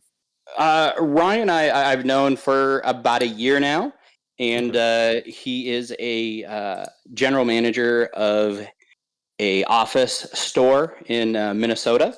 So he definitely knows his way around people and how to retain players or employees in his real life career. So hopefully that will translate over into the simulation world. Awesome. Well, yeah, great pick. Congrats to him on the GM promotion, and yeah, looking forward to seeing the Ice Hogs out on the ice with you as owner for the first time. Most definitely can't wait to keep the winning tradition under my name since I did win the minor league championship. Awesome. Yeah, congrats on that, and best of luck the rest of tonight. Thank you, guys. Take care. All right, so for this Miami pick, we got two Canadians on the team here, on the co-host team. But I'm going to throw this one to the one who lives a little closer to the French part of Canada. Chewy, do you want to go ahead and announce that name? Pretty simple French one, but nonetheless. Yeah, so we got the 12th pick of the second round, Edouard Lafleur Tremblay, picked by Miami. This is actually one of the picks that was part of the trade in the earlier part of the draft. So they picked up Lafleur Tremblay here. And now we got Honolulu with their first pick of the draft. Yeah, they got 2 picks here in a 5-pick span. Another team that seems to value activity. So be interesting to see which direction they go with this one. Any thoughts on the pick of Lafleur Tremblay there, Squibs?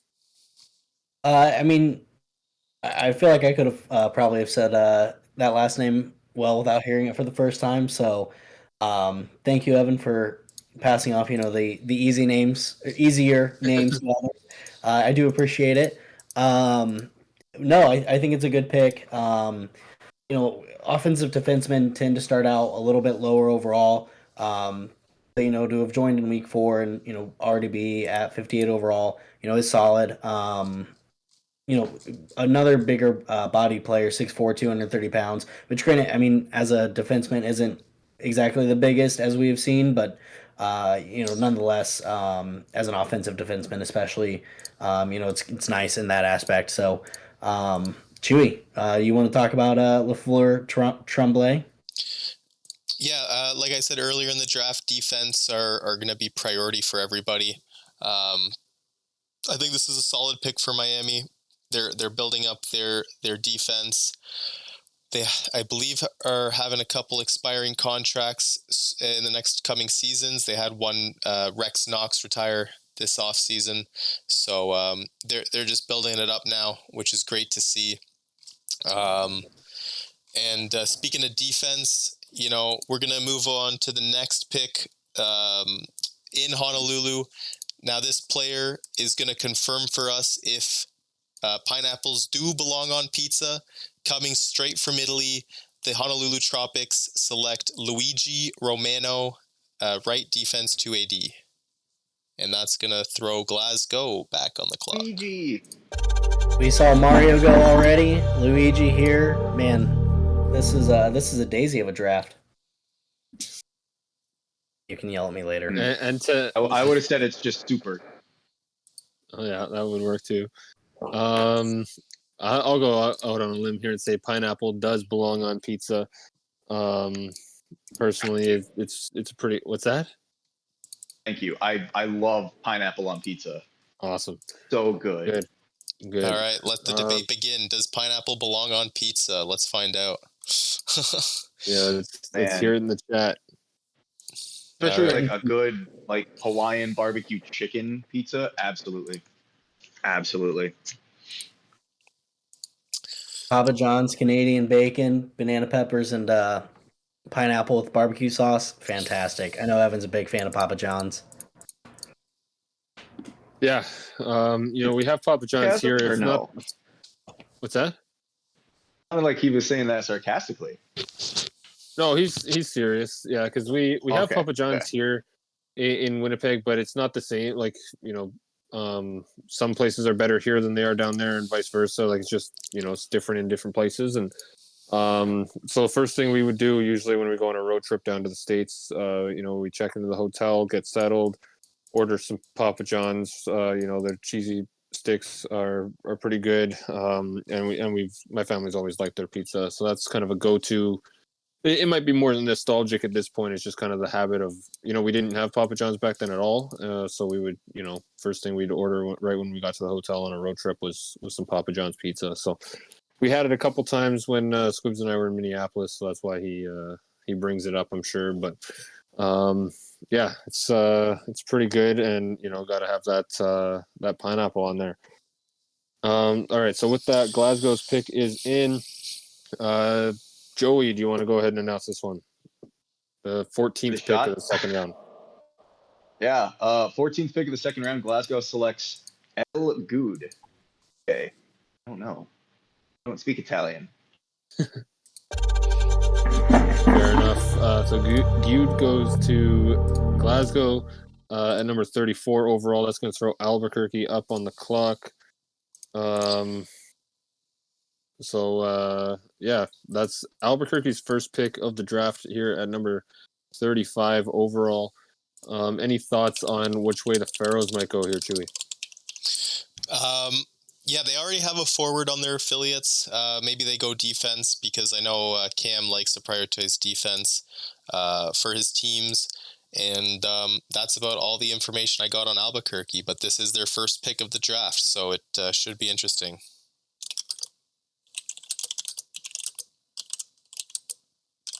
All right, and the picks are coming in quick, so we might as well get caught up a little bit here. Squibs, I'll toss you a layup here. You want to go ahead and announce this pick? Easy name. Yeah, well, I think other names look easy, and then it turns out not. Anyways, with the 15th pick in the second round, the Albuquerque Pharaohs select center Ryan Davis, playmaking. And you butchered it. No, I'm just kidding. This is why I didn't show up last time. Anyways, that now puts Vegas on the clock. Evan, would you like to talk about Ryan Davis? I know that we're both in AACL. I know he's there. Would you like to talk about him? Somebody fairly active in a few different leagues for sure. Spent a bit of time in PXF, ended up leaving that server, but I had some good conversations with him while he was there. As you mentioned, he's an AACL. Seems like a solid guy to have in a locker room. So I'm sure Albuquerque's going to be thrilled with that selection. And I think it's a great pick for the Pharaohs. Somebody that we looked at earlier. We ended up going with Robbins instead. But Davis was definitely on our radar, kind of back of the first, early second there. So nice pickup for the Pharaohs, and now we see the Sinners for the first time tonight. Joey, any speculation on what your finals opponent is going to do for the first pick that they have? I feel like Doug wants to go defense. I don't really know. He could go forward. He could go defense. That team is good, but I don't know how he feels with having him on his own team anymore. But a defensive pick could be good for them. Build them into the next Doug Britton or the next Aaron Kozak. Especially with Kozak retiring, I believe at the end of this upcoming season, since he has a minor goalie. I would agree that I think they go defense here, just to find the replacement for Kozak. And as Joey mentioned, they have Britton, they have Castle, who are both also season 1 vets. And so that defensive core is getting a little older, still fantastic, but losing a guy like Kozak at the end of this coming season is going to be a tough blow considering he's a 98 overall. Getting the a young player here would be fantastic for him.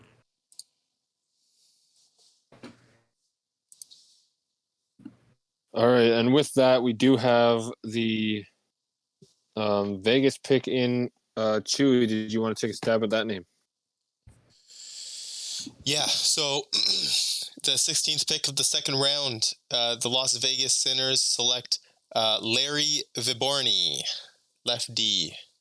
And Honolulu is back on the clock. Yeah, so Honolulu went defense earlier, kind of sparked that whole pepperoni or pineapple on pizza debate in the chat. With the Italian player going to Honolulu. So we'll see what they do here, if they're going to go forward or pick up another defenseman. The defense pool has got to be running a little dry at this point. I haven't counted, but there's probably still a good handful left as well. So be interesting to see what they do here. And there's 14 left, I believe, in 14? The defense. Yeah. Okay. So yeah, about halfway through the defensive pool, it seems like. Awesome. So I believe their pick is in. Joey, did you want to go ahead and announce the Honolulu pick as we kind of get closer to being caught up here?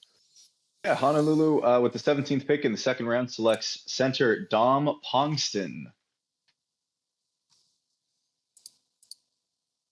Yeah, so that's another one who's been pretty active in the minors so far since joining. So, somebody that we had kind of on our radar to maybe pick a little earlier.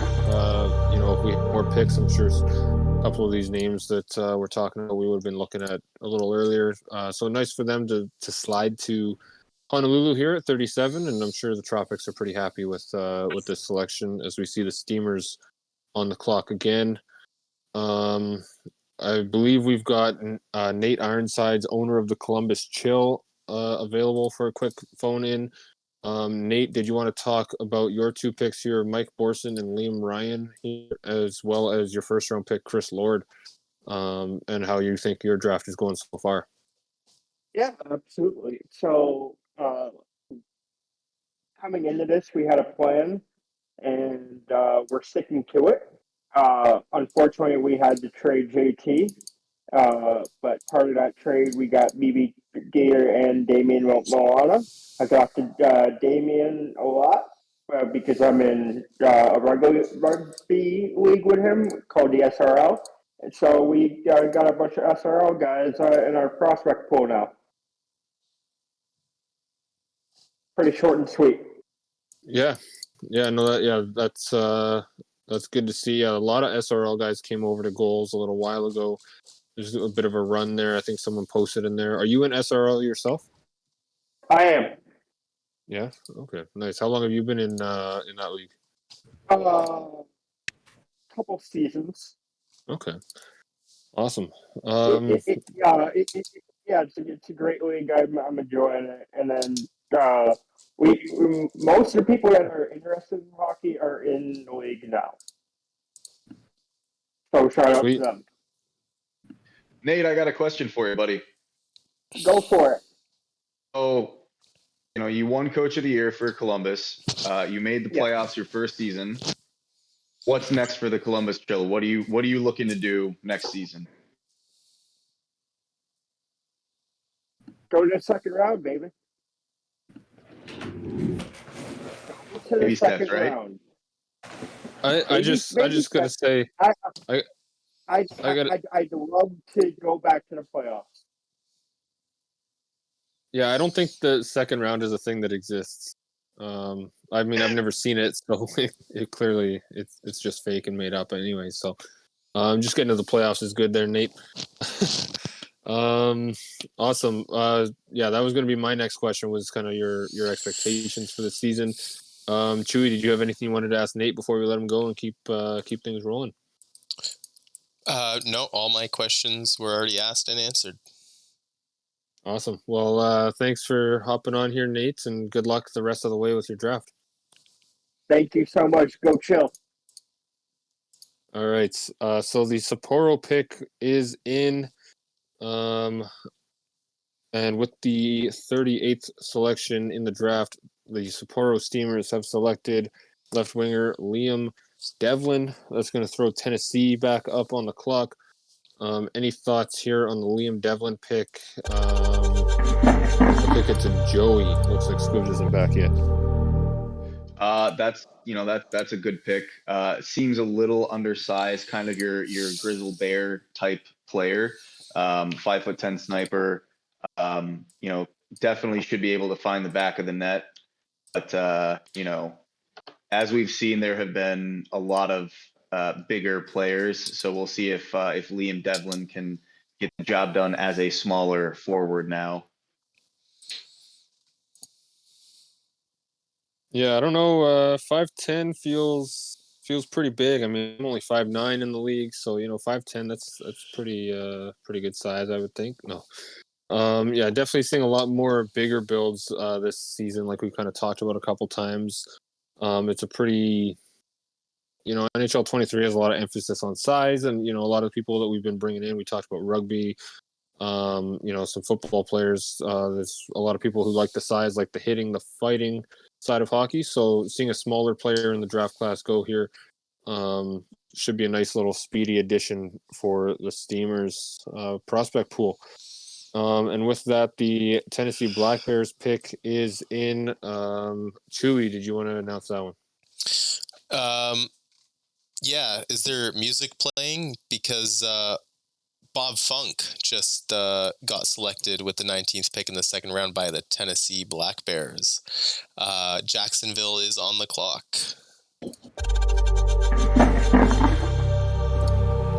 I mean, as the show's director, shouldn't you be playing the funky music right now?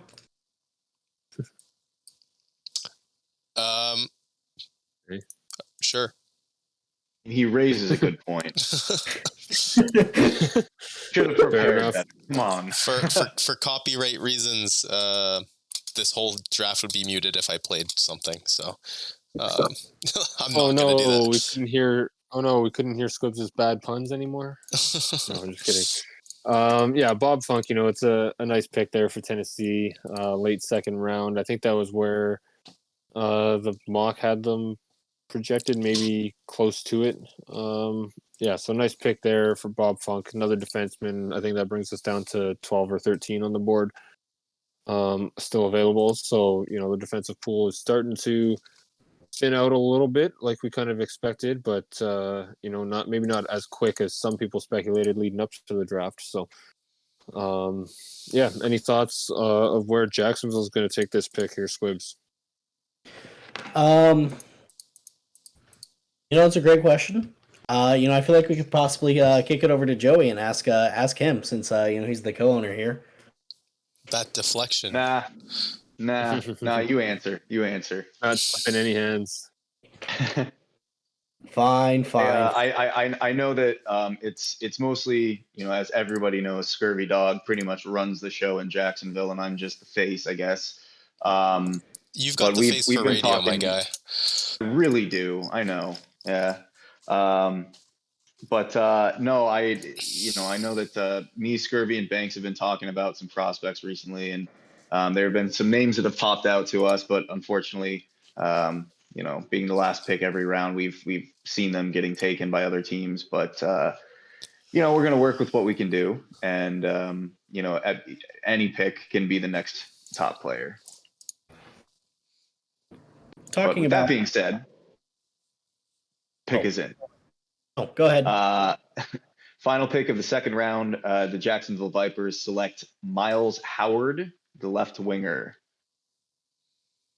All right, so that's going to round up the second round. And that throws Vegas up on the clock. Let's go ahead and hide that. Do we want to do a second round recap while we're waiting for Vegas's pick? Sure, yeah, I can do it, or you can read it off if you want. I read off the last one, so let's give it to Squibs, because he's a pro name reader. Oh, sweet heavens.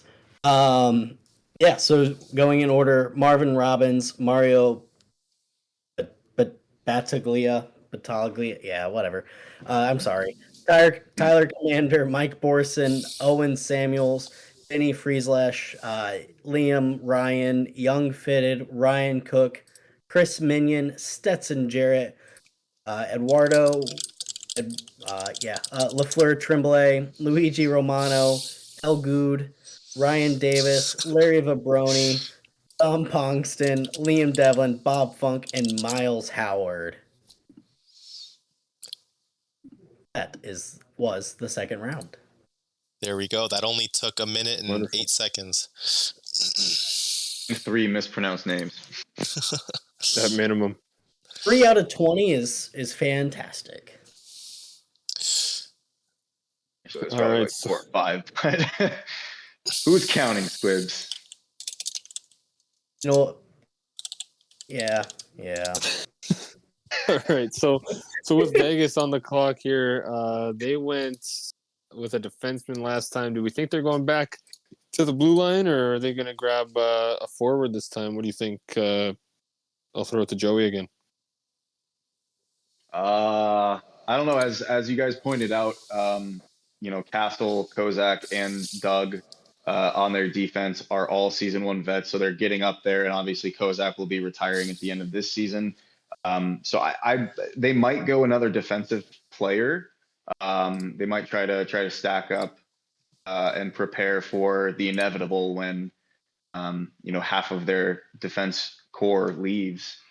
So they might go with a defenseman. Joey, what do you think for Evan? Somebody. Yeah, I was just going to say the pick is in. And with that, we're going center Adam Gallagher going to the Vegas Sinners. Their name is spelled wrong on the draft board or Discord or both. I'll take a look at that. I believe it's Gallagher. I don't believe there's a second. I don't think there's a second G. Yeah, you're right. So it's right on the draft board. It's Doug threw me off a little bit there, but nonetheless, Doug's that's got to learn his new player's name. Yeah. Yeah, so that's another good pick there for them. A playmaker, joined in week 9. So not not one of those early season joiners. There's still a couple of those left, but has some progressions under their belt. Any thoughts on the Gallagher pick here, Squibs? Gallagher.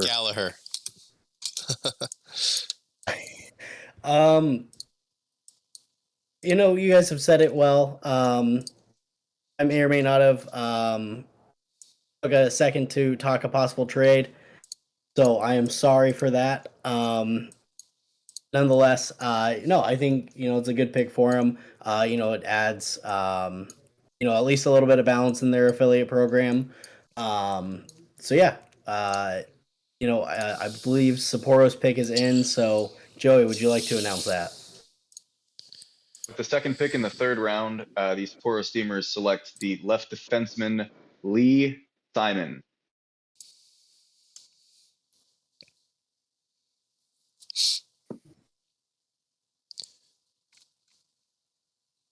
Evan. Lee Simon is now on the clock. Thank you, Rap. Yeah, Norfolk on the clock. Right. So we'll see what Sam does here. Again, probably scouring for some Discord names for someone he recognizes. Nice pick there for Sapporo, picking up another defenseman. As we mentioned, they're starting to kind of run thin. We're nearing just over 10 left, and they're pretty valuable. Especially you guys have mentioned a few teams where they've got defensemen retiring or just getting up there in age, or even like Turku, we have a bunch of them expiring all at the same time in a couple seasons. So teams are starting to try to fill that blue line opening, and picking up Lee Simon is a nice pick here for Sapporo. Some good value early in the 3rd round. With that, as I was go ahead, you can call it and then I can go after you call it. Okay.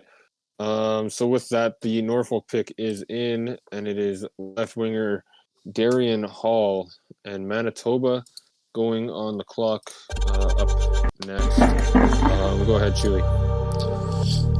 Yeah, let's talk to maybe one of the GMs of the teams. They've picked 6 players already. They have their 7th pick coming up. They're looking like Rome 2.0 with their affiliates. Supreme, are you around to talk about your 6 picks and maybe confirm for all of us who are wondering if you're upset that your wife was drafted by Tennessee right before your pick, or you are good with it? Yeah, man. I'm not too upset about the wife going to another team. I think it's gonna make a good rivalry between the two of us. But I'm pretty happy with the 6 players that we got. I was really happy that we were able to get 4 picks in the second round and an additional 2 in the first round. And I'm pretty confident in the players that we were able to pick up. Awesome. So, like this season, you kind of your team didn't really have much affiliates in the system. After this draft, you're gonna have probably like 8 to 9 affiliates. What's kind of the mindset for your team behind that? What's your plans for your affiliates? So we're just gonna work with our young players and just kind of wait out for some of our older players to make their way out of the league, as some of our players are, pushing regression.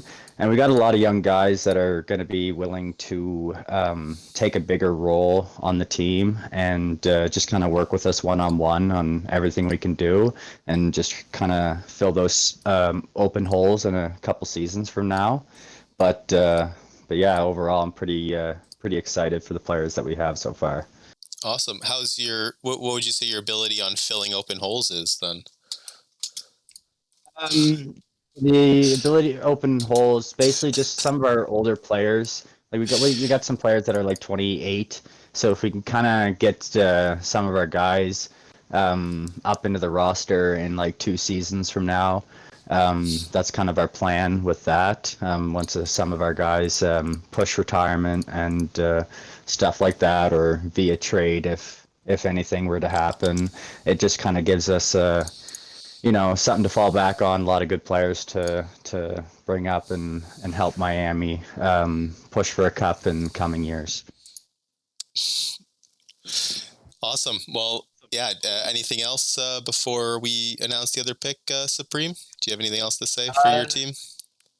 No, man, I just want to say that what you guys got going on tonight for the draft looks amazing on the show. You guys are doing a great job, and I just want to congratulate all the prospects that got drafted, and especially I want to congratulate Kari Markkanen on going first overall. Copenhagen has a very special player with Markkanen. Awesome. Well, thank you. And we got the Manitoba pick in, selected 4th overall in the 3rd round. The Manitoba Ice Hogs select Lucas Gilbert, center. And that puts the San Diego Reapers, I believe, for the first time on the clock. Yeah, I think so. I don't think we've called on them yet. So Gilbert's another newer joiner, I think. Lucas Gilbert. I think, correct me if I'm wrong, but maybe played a couple weeks of the season, if that. No, was on a prospect team. Week 11. Joined in week 11, but was on a prospect team. Didn't make it in the minors. Played, in the showcase, stuff like that. But yeah, like we've mentioned, with the 3rd round especially, you start to see a lot more of these players that are super new to the league. The ones that have pre-existing friendships and stuff like that. You start to see them creep into the earlier rounds, and Lucas Gilbert here going to Manitoba is some good value in the early 3rd round, despite not playing in the minors officially yet. Any thoughts on that, or did you want to go ahead and announce the San Diego pick there, Squibbles? Yeah, I'll go ahead and announce the San Diego pick. With the 5th overall pick in the 3rd round, the San Diego Reapers select Demon. Dotpeg, maybe the J silent. I think it's .jpeg. .jpeg. Yeah. Come on. Come on, man. That was a fumble. Jeez. Oh, Evan, have you not Scripps is watched used to Scripps play interceptions. Now he's quarterback? got fumbles. You're looking like the Kansas City Chiefs with all those fumbles. Man, that angry leprechaun guy's Oh, angry. I don't even know. I don't even know Danny. if he's on the. I don't know if he's watching the show. That might have been a wasted joke, but we'll take it. I love that the Reapers got a guy named Demon. That's very fitting. So That's that where my pick. brain was. It was focused on the demon and the reaper, not on the God JPEG. The I will say on this pick that Matt dot JPEG just joined yesterday. Him and one other player that joined recently are friends of Matt. So seeing him picked here is not surprising. I'm sure Matt's thrilled to bring in a friend that he brought into the league, and the Reapers add another forward to their prospect cupboard. Any thoughts on what Miami's going to do as they're on the clock for the 403rd time tonight, Chewy? What was the question? What do we think? Where's Miami going? For the 400? Miami's going to make a pick here. Yeah, it's going to be a good one. Oh, Don't worry, geez. guys. Brilliant insight. Off the rails. Yeah. We're going to send it back to Already Evan. announced. The rails. Evan, that was your chance to take the train and run with it. I don't know if you cut out there. I didn't hear anything that you just said. Sweet. But, Listen, sorry, I had my mind kind of like out there. I was thinking about food. I was getting a little hungry, maybe thinking about making some bread. But, does someone want to announce this next pick? I wonder how that could turn out. Joey, I'll send it to you. It's the best white bread that you can get in the grocery store. Left winger, Wonder Breadman. There we go. That puts that'll North throw Bay North on the Bay clock. on the clock. Yeah. Evan, this has gone off the rails a little bit. You want to take the train and run with it, get us back on track? I'm guessing that's what you tried to say Then I cut out earlier. Yeah. So North Bay's up on the clock here for what I think is the second time today, maybe. I don't think they picked it all in the second round. Wonder Breadman, I'm surprised lasted this long. One, he's got one of the better names in the draft, probably, but also just played really well in the minors. Not shocked to see Miami pick him up with, I believe, Omni Supreme was his coach in the minors, so somebody that got to work closely with him. Was semi-active in the minors clubhouse and the team locker room, and somebody that played really well for the Magic on their way to a cup final appearance this season. So nice pick there for Miami. Any thoughts on what the Canadian team North Bay Mallards are going to be doing here, Joey? I'd probably go defense. There's only 11 defensemen left to choose. So I could see them picking a defenseman here, lock and load that blue line, for the future. Gibbs, what do you think? Yeah. Joey, early on when I first was shown, people were like Harry Potter vibes. So would it not be the right time to just go ahead and say with North Bay, Joey, what exactly is the function of a rubber duck? To piss off your roommates. Leave rubber ducks all over the apartment.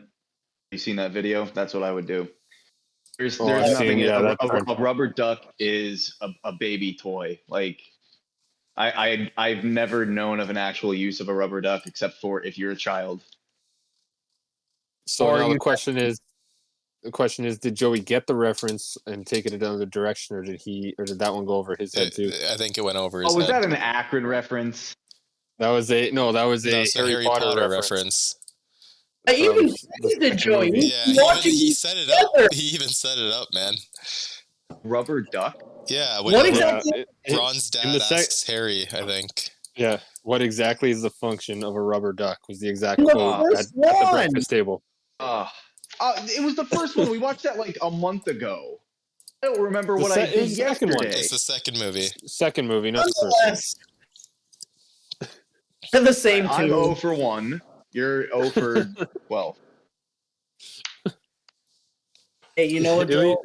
The three least- of us are doing better than Evan, who's like 0 for 7 on making it past the first round. So 0 for 5. We've only been in the playoffs 5 times. Facts right, Squibs. That was come was on. rude. Oh, actually, if you count other leagues, then that number is a lot higher. But the at defeat voice. least I didn't mispronounce .jpeg. So I'll take that. Yeah. Look, I said this when you guys asked me to be a part of the draft. I said, "Oh, cool. So it's half of the staff, half of this panel will be professional, and the other half is me and Squibs." And that's kind of how it's been. And that cool with that.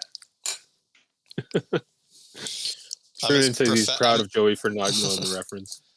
I'm as professional as a tank top with fruits on it right now. So, hey, I like the bow tie on the mic though. Oh yeah, nice right shout here. out to That's from the last draft. Yeah. Yeah. Never took it off. What pick are we at? North Bay Mallards. Yeah, seventh pick of the third round. We'll get back on track here as Rome goes on the clock next. Left defenseman Lord Juno going to North Bay, 47th overall. Congrats to Lord Juno, another relatively recent joinee, I believe. So yeah, nice pick up there. I think, if I'm not mistaken, it's got some good size on the back end with Juno, or am I mixing up the other Lord defenseman? Yeah, Lord Juno, he's 6'5", 224 6'5". defensive defense. Yeah. You see those defense, like you said, he's a recent joiner. Starting at 61 overall, joining in week 12, kind of if you compare it to like Harris Supreme, who spent all season progressing, they're 61 overall. Obviously, that number doesn't mean everything, but those defensive defenseman builds are kind of more forgiving. With the lower progressions. So I think it's a solid pick.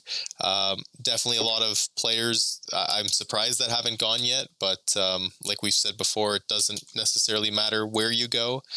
Just matters that you will be drafted.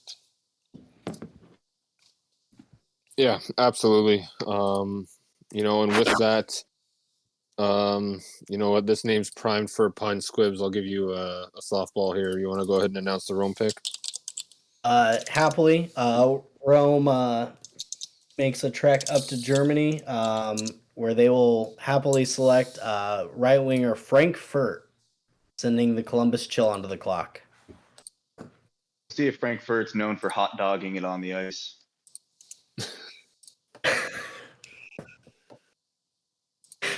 All right. I'm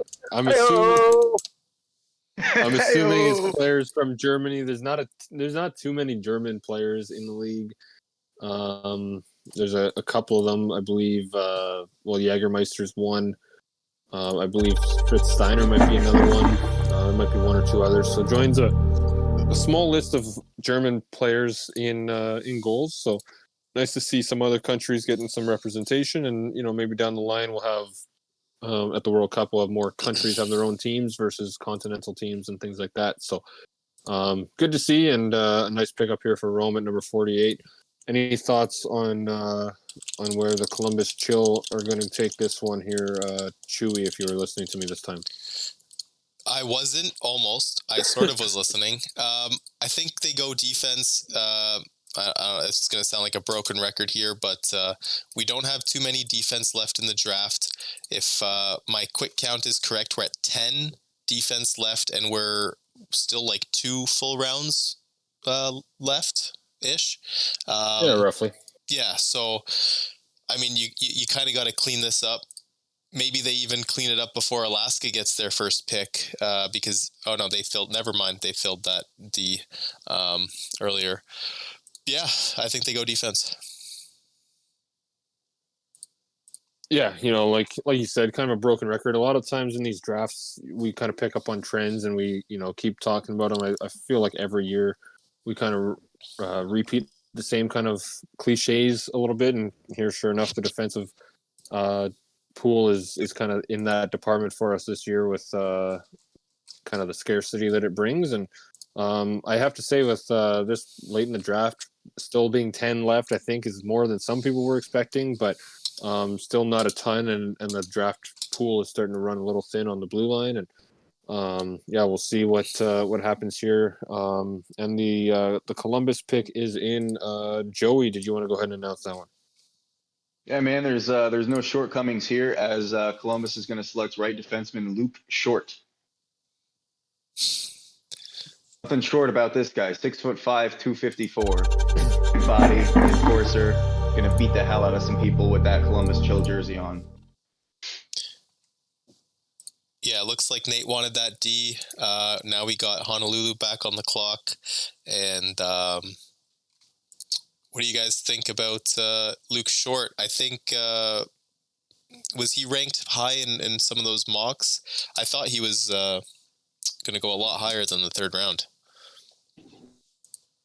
Yeah, I'll pull up the mock draft here to see. Well, maybe Squibs, if you want to go ahead and give your thoughts while I figure out where he was mocked to.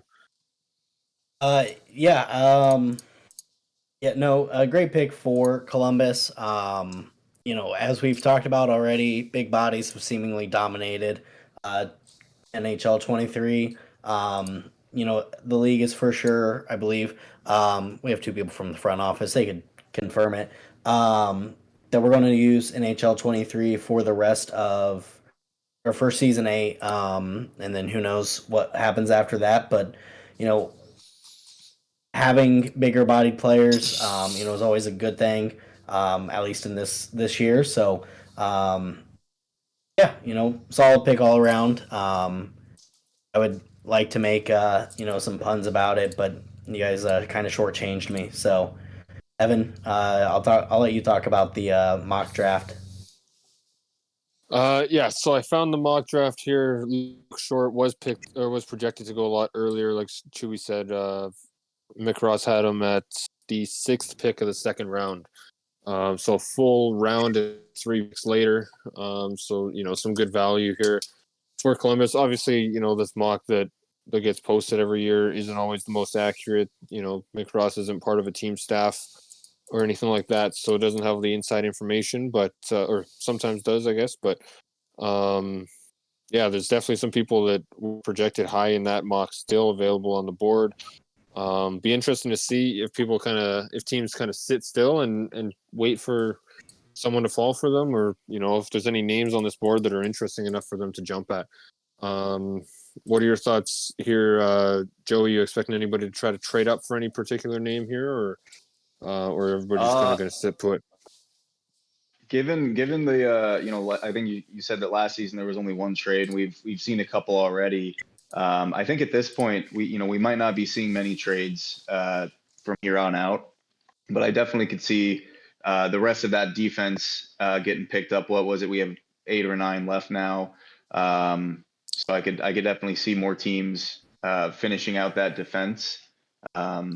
Yeah, there's definitely a lot of big D that want to be grabbed before the end of the round. Absolutely. Oh, absolutely. And Chewy's trying to get the draft muted.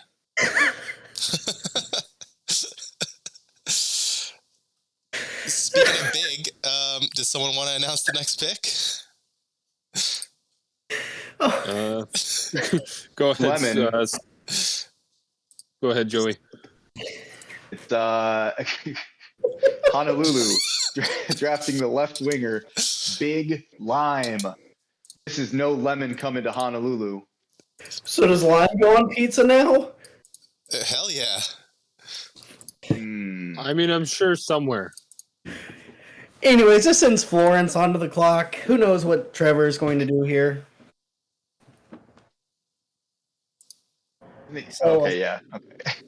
Yeah. Evan, you want to talk about Big Lime, this two-way forward? Yeah, it's two-way forward is kind of an underrated build a lot of the time. They can be pretty effective, but they start a little bit lower, so it's a bit of a deterrent for some people. But if you really commit to a two-way forward build, They can be pretty integral to the team. I know, Chewy, you've had a handful of players kind of a similar archetype or style, I believe, in your bottom six, or maybe top six at times. Do you want to talk archetypes and the different advantages to that? Yeah, you caught me as I was trying to do the transition, but we're talking about Big Lime, right? Just want to make sure I'm caught up. Yeah, Big Lime and the just two-way forwards in general. Yeah, I personally love the two-way forward build. We had a couple in our early years with Eric Newton and Jason Hall. Both are still in the league. Jason Hall with a new player, but the two-way forward, they're slow. They're slow to progress, but they do really well in the middle six. I'm finding now a lot of people are going for that power forward build. They like the big hitters that do still have some skill with the puck. I think every team, you do need those defensive builds. I think early on everyone wanted the playmaker sniper. As we move NHL games, you kind of see that defense does help win championships. So having a big two-way forward to help help with the back check and stuff like that is definitely good for a playoff caliber team. Absolutely. With that, the Florence pick is in. Did you want to go ahead and announce that, Squibs?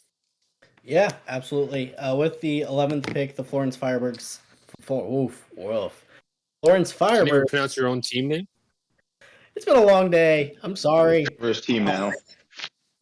Anyways, the 11th pick of the third round, Florence Firebirds select Freddie Fantenberg, center playmaker.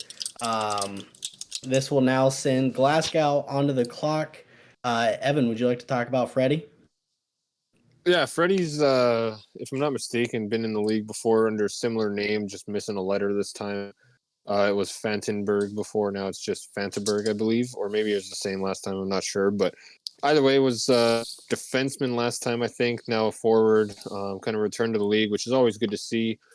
Yeah, it's a big community we're building here. So if somebody leaves, you like to see them return sometime, and even just to say hi, or hopefully rejoin the league as another player and kind of pick up where they left off, or start fresh. So yeah, nice pick there.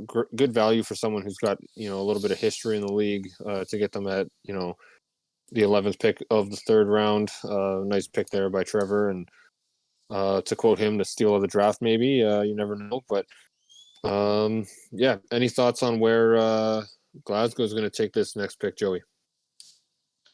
I could see them taking a defenseman. Like what I said earlier, not really sure what direction they would go.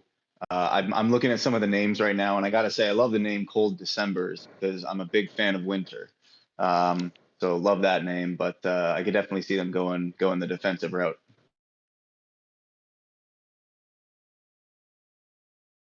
Yeah, and with that, Squibs, did you want to go ahead and announce that pick of Glasgow, and then we'll throw Tennessee on the clock, and I'll be off for a sec. Yeah, we're just going to keep this draft flying. With the 12th pick of the third round, Glasgow Blackwatch select Jet McKinstry. Yeah, I said that right, I think. Left defenseman. Joey, you want to talk about Jet? Yeah, Jet McKinstry, the final offensive defenseman on the board, has been taken. Joined late in the season, last week of the season, was on one of the prospect teams. Obviously has a lot of room to grow. So right now it's probably more like a little sandpiper playing, like a little four seater. But we'll see if McKinstry can end up being a full on 747 by the end of the career. Yeah, fun. I mentioned it. Yeah, I mentioned a little earlier. Jason Hall. This is actually Jason Hall's new prospect, new player. He retired, I believe, after season 3 or 4, and now he's back. So great to see Glasgow taking a flyer on this Jet for sure, and great pick. All right. I'm not sure if Evan is back or not, but regardless, the 13th pick is in. I don't want to be a gatekeeper here. Joey, I'll let you announce this pick. Man, there's no Jersey jail time for this guy, but Tennessee is picking John Warden, a right winger. That means Albuquerque, I believe, is on the clock next. That sounds right to me. Let's see. What do we know about Mr. Warden here? That's a big body. It's a big sniper. Yeah, 6'3", 195-pound sniper, 59 overall. Good value in terms of overall, at least at this point in the draft. So, Chewy, you want to talk about one Mr. Warden? Yeah, quiet guy. I believe he was on Montreal, correct? Correct. Solid player. I think Tennessee made a good pick here. I don't know if there's any connections outside of Gohls with some of the staff. I know Tennessee definitely builds, through friendships and relationships through other sim leagues. So I think that's a solid pick. With Albuquerque on the clock, I'm going to announce this pick here. New Mexico, Albuquerque hasn't seen any cold Decembers, I don't believe, until now, because with the 14th pick in the third round, Albuquerque selects cold Decembers, and that will put our Florence Firebirds on the clock. Look at that. Chewy can pronounce Squibs' team name better than Squibs can. Cold Decembers and John Warden, the last two picks, were two of the higher overalls left on the board, I believe, both at 59, which, aside from goaltenders, are the highest rated players left, if I'm not mistaken. Some great value here in the mid to late third round. You like to see, these draft classes, like I said before, it's a little deep. Sometimes players that expect to get picked early get picked a little later. So draft spot in the end isn't going to matter too much. But these players are some good value here in the later part of the draft, for sure. 59 overall this late, when I think the highest overall draft pick was like a 60, mid 60s, something like that. So definitely some nice picks here for Tennessee and Albuquerque back to back. And we'll see what Florence does up next. Squibs, did you have any insight on where Florence might go? I know Trevor's kind of running the draft, going a little rogue here tonight. Any thoughts on what you might see here? Yeah, I do have to admit, we were a little bit heated. We were hoping for a nice cold December with this pick here. To see him to go pick right before, kind of tossed a wrench at us. But if you can dodge a wrench, you can dodge a ball. So at the moment, we're figuring out what the plan is exactly. So in the meantime, I'll pass it to Joey. Yeah, man. Cold Decembers. New Mexico is going to get some snow. Of the name. What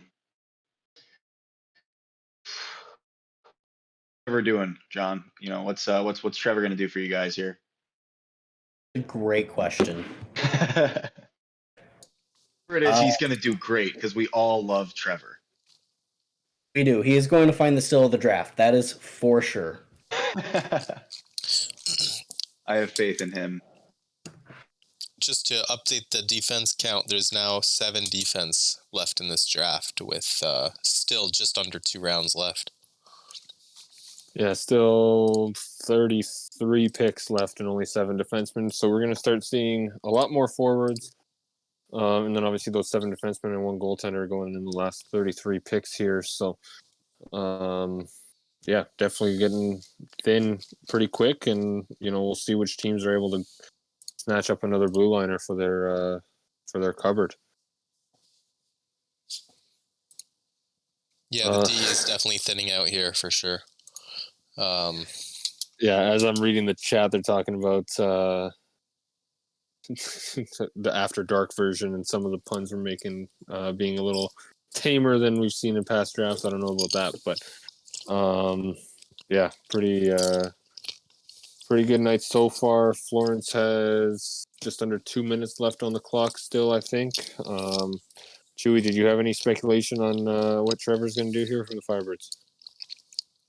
Well, Squibs may need to check on Trevor because he tried trading with me earlier in the draft with picks that I don't even have. So He did that to me too, actually. So maybe Squibs should go check on him. He might be he might be enjoying some of the wine over in the Florence locker room. We all know Squibs likes fattening up his team. We had to put a limit on wine the and amount dine of, we had to put a limit on the amount of food they could order to their facilities now. So Florence, I have no clue where they go, to be honest. Squibs should have a better idea of what they want to do here. Yeah, well, we've kicked it to him twice already on this clock, and he has no idea. So, going. It'll be an interesting pick when it comes in for sure. As we talked about the draft pool on the blue line thinning out. Obviously, a lot more names crossed off than what's left on the draft board as a whole as well. So, gets a little trickier trying to decide what to do here sometimes in the later rounds. And Florence's clock is running a little low. How much time have we be got interesting to see. Less than 20 seconds. All right, I see Trevor typing.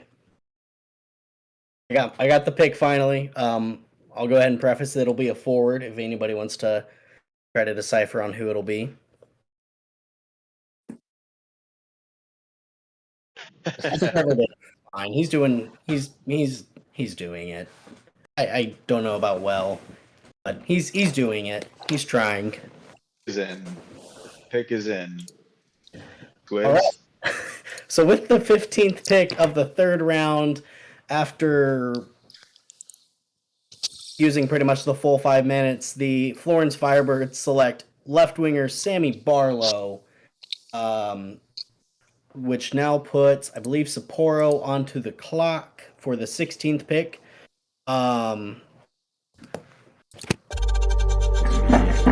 There. Yep.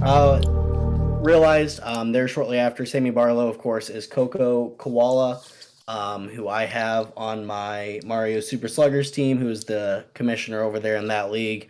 Trevor, thankfully, pieced together who that handle was, and that's how we were able to snag him there. So felt like it was solid value. We know Coca, of course, from outside of there, but Evan, I'll throw it to you. Yeah, Barlow's a nice pick here. That was someone when I was kind of speculating about trading up earlier. I was kind of looking at the kind of assets that we have, thinking Barlow would be a nice pick if we were to try to make a move.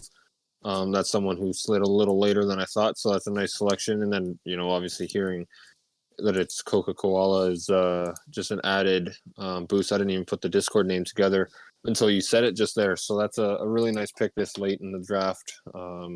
Someone that, if they were at 4'11", I would have submitted the pick within like 2 seconds of going on the clock, and, was contemplating the trade up. So that's a nice pick there. And, somebody that even the community gets behind. I remember when Barlow got his first goal in the minors, there was a bunch of people pretty excited. First goal or first point, something along those lines. So that's always great to see as well. Kind of speaks a little bit to the character. Just showing that they're active and that people are rooting for them, and that's a good sign for sure. So nice addition there for Florence, unfortunately. And with Sapporo up on the clock, we do have their pick. I'll throw it to Joey if you want to go ahead and announce the Sapporo Steamers pick. Yeah, with the 16th pick, the Sapporo Steamers select center Bejo Bodaway. That puts the Alaska Arctic Wolves on the clock, finally. Yeah, for the first time tonight, we see Alaska. and they're going to draft some 70 overall player that we didn't know was available because they always seem to have great players land in their lap in the draft. Barlow would have fit that category if Florence didn't take him a couple picks ago. Really, a handful of these players that we've talked about going a little later than we expected, being great value this late. So, we'll see what Alaska does here. See if Krieg's even still awake. It's been approaching the 3-hour mark, and he's finally on the clock. So we'll see what he does, and any speculation as to what Alaska's going to do here, Chewy? No, he's eating. I'll throw it to Squibs. Any thoughts on what the Arctic Wolves are going to do with this pick? Yeah, if I had to guess, Krieg, as you previously said, has always been somebody who's been able to just get great value in these drafts. If I had to guess, he's got a decent amount of older players, a lot of players who are 28 on their forward line. Just by a quick glance, it looks like there's 7 of them, maybe. So I could definitely see him going forward, just to kind of stock that cabinet just because their defense is relatively younger. So, that's my guess.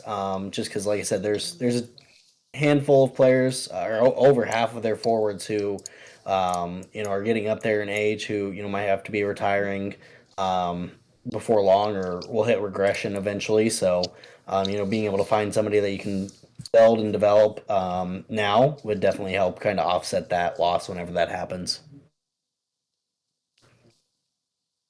Yeah, absolutely. And with that, the pick is in, and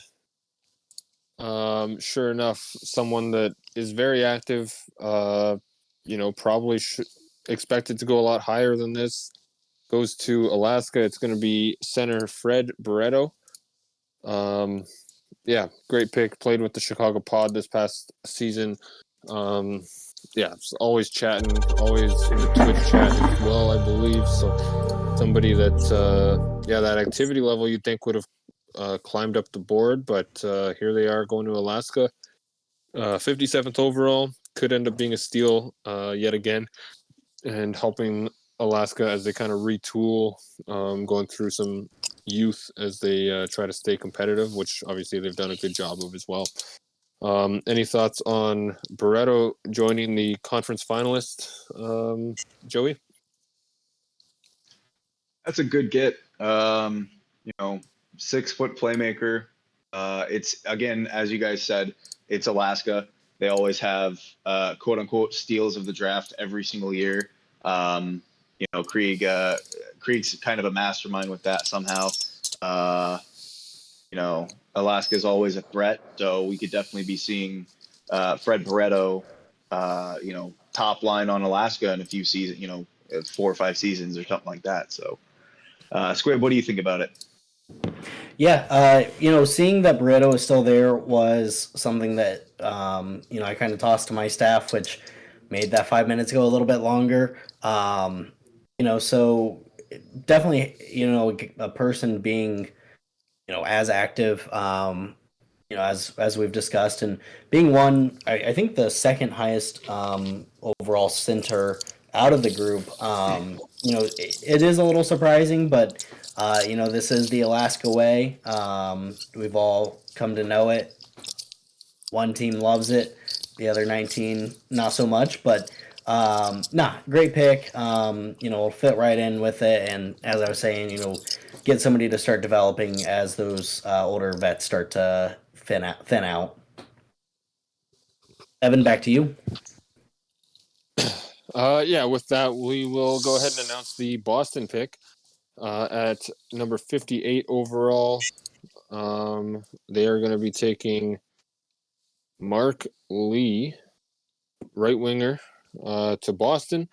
That leaves Las Vegas on the clock. After a trip to the Cup final, Boston, picks up Mark Lee. That's another name that I feel could have gone a little earlier. Boston, we haven't really talked about it, but they had quite the turnaround. It wasn't long ago that they finished dead last twice in a row in the league. But this year, they were right on the verge of the Cup final, and I think a lot of people were picking them to maybe win the Cup. Like they entered as the third seed on their conference, but took out Turku with a reverse sweep, then took care of business against Copenhagen, and then gave Jacksonville a bit of a tough time in the conference final before finally making way, and then Jacksonville obviously going on and win the Cup. So a hell of a season and a hell of a turnaround for Boston. Any thoughts on that turnaround and what you expect to see from them next? Chewy, if you're done eating, I'll throw it to you. If not, maybe we'll get Squibs or someone on here. Yeah.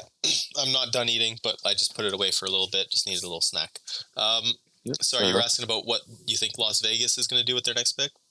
Well, I was talking about Boston and the turnaround we saw from Boston going from, bottom of the league to right on the edge of a Cup final, and, what we might expect to see from them moving forward. Yeah. Oh, yeah. We talked about it earlier for sure with Corker. Like I said, they've kind of set the bar now for themselves. They made it to the conference finals. They took out some big teams. I think anything short of going deep in the playoffs would be like unsuccessful, I guess, at this point. But we also did see that they did lose a couple of big veterans. But I think Corker's very good in terms of coaching his team. So I think they can overcome losing a couple veterans and still make a push for that playoffs and make a deep run. Grims was asking for this very early on. I think the moment that Porker kind of took over, he came in and just casted Leviosa, and as we saw this past season, they just rose through the rankings and kind of took the league there by storm this past season. So, fantastic showing by Boston this past year and by Corker to really turn that team around. I think it was two in a row, like last place finishes in the league. So, to go from last to being on the edge of the conference final, definitely a hell of a turnaround, top to bottom by Boston. So, it'd be a little surprising if they're not in the playoff race next season.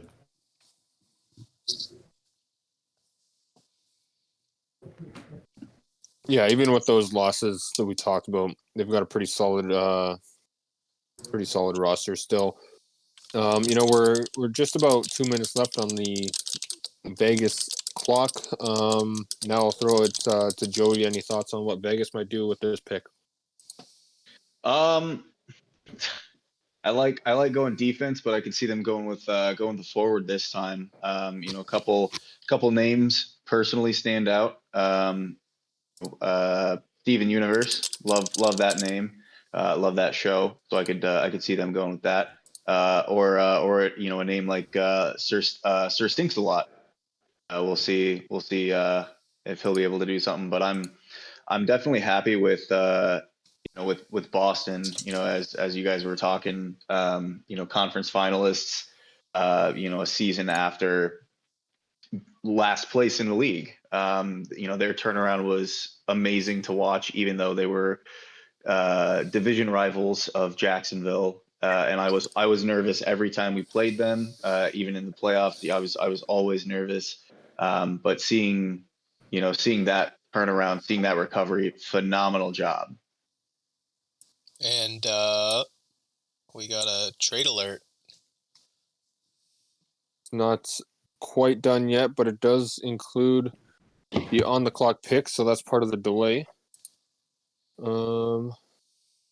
Let's report out of Vegas. Well, we'll wait for the trade to be officially accepted and handled, but looks like Vegas might be trading back a little bit. I guess what happens? Vegas stays in Vegas. There we go. That's approved enough for me. So, Chewy, did you want to go ahead and announce the details of that one? Yeah. So for this trade, the pick on the clock, I'm going to pause the timer here. The pick on the clock, 3.19, goes to the Sapporo Steamers, and Las Vegas trades back to the 4.02, so the second pick of the fourth round, and the 16th pick of the fourth round. So Las Vegas kind of converts their 3.19 to 2 picks, and that'll put the Steamers on the clock, and the timer will reset.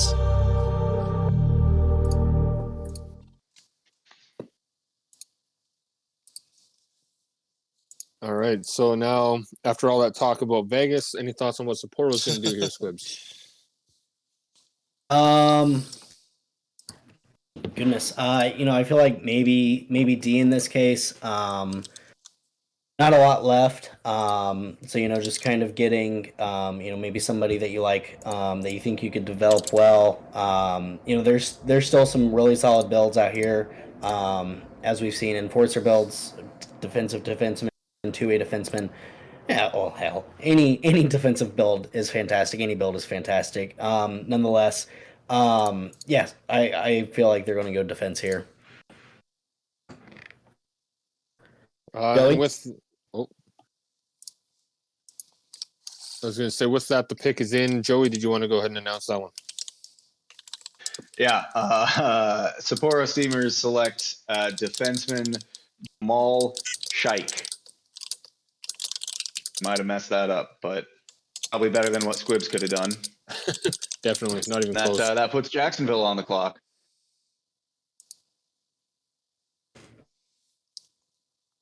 All right, Joey, what do you And honestly, Scurvy Dog is on top of it. He's got Jacksonville's pick in. If it's cool with you guys, I'm going to go ahead and announce that right now. To round out round 3, Jacksonville selects left winger Steven Universe. And that is the end, and that will end up putting Brooklyn, I believe, on the clock. Awesome. Do you want to do our round 3 recap, Rab, while you're still talking? Man, I can totally do that. Going in order, obviously.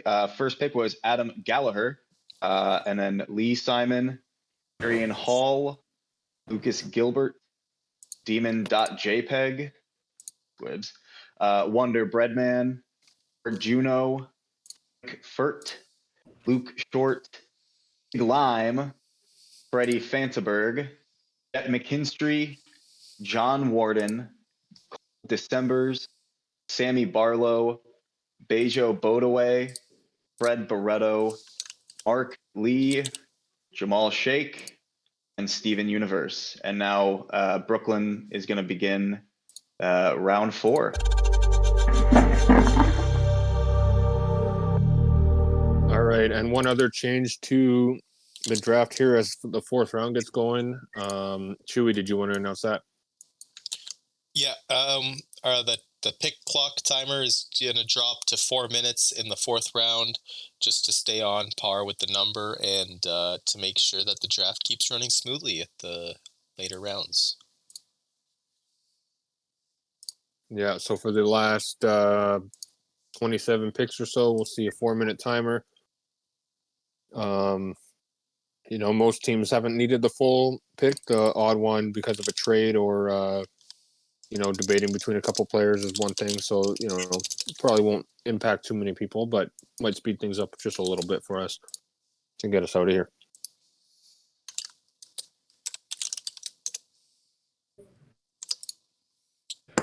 All right. So with that, the Brooklyn pick is in.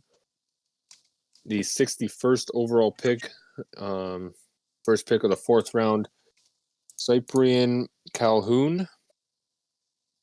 Hopefully I didn't butcher that one. Still better than what Squibs would have done with it, so I'll take it. And that's going to throw Vegas on the clock after that trade. So any thoughts on the Calhoun pick there, Squibs? Part of the reason why I was distracted was we were trying to make a trade to land some picks to try to draft Cyprian Calhoun. So yeah, no, I love it. Very solid 2A forward build. Pretty new to the league, but already seemed very active from the get go. Yeah, no, I think it's a fantastic pick there by Brooklyn. Brooklyn, of course, one of our newest expansion teams. So getting somebody who hopefully will be active, who can last long term for him, will be fantastic. Joey? Yeah, good pick. Two-way forward. Big build, 6'4". Definitely can help out the bad dogs.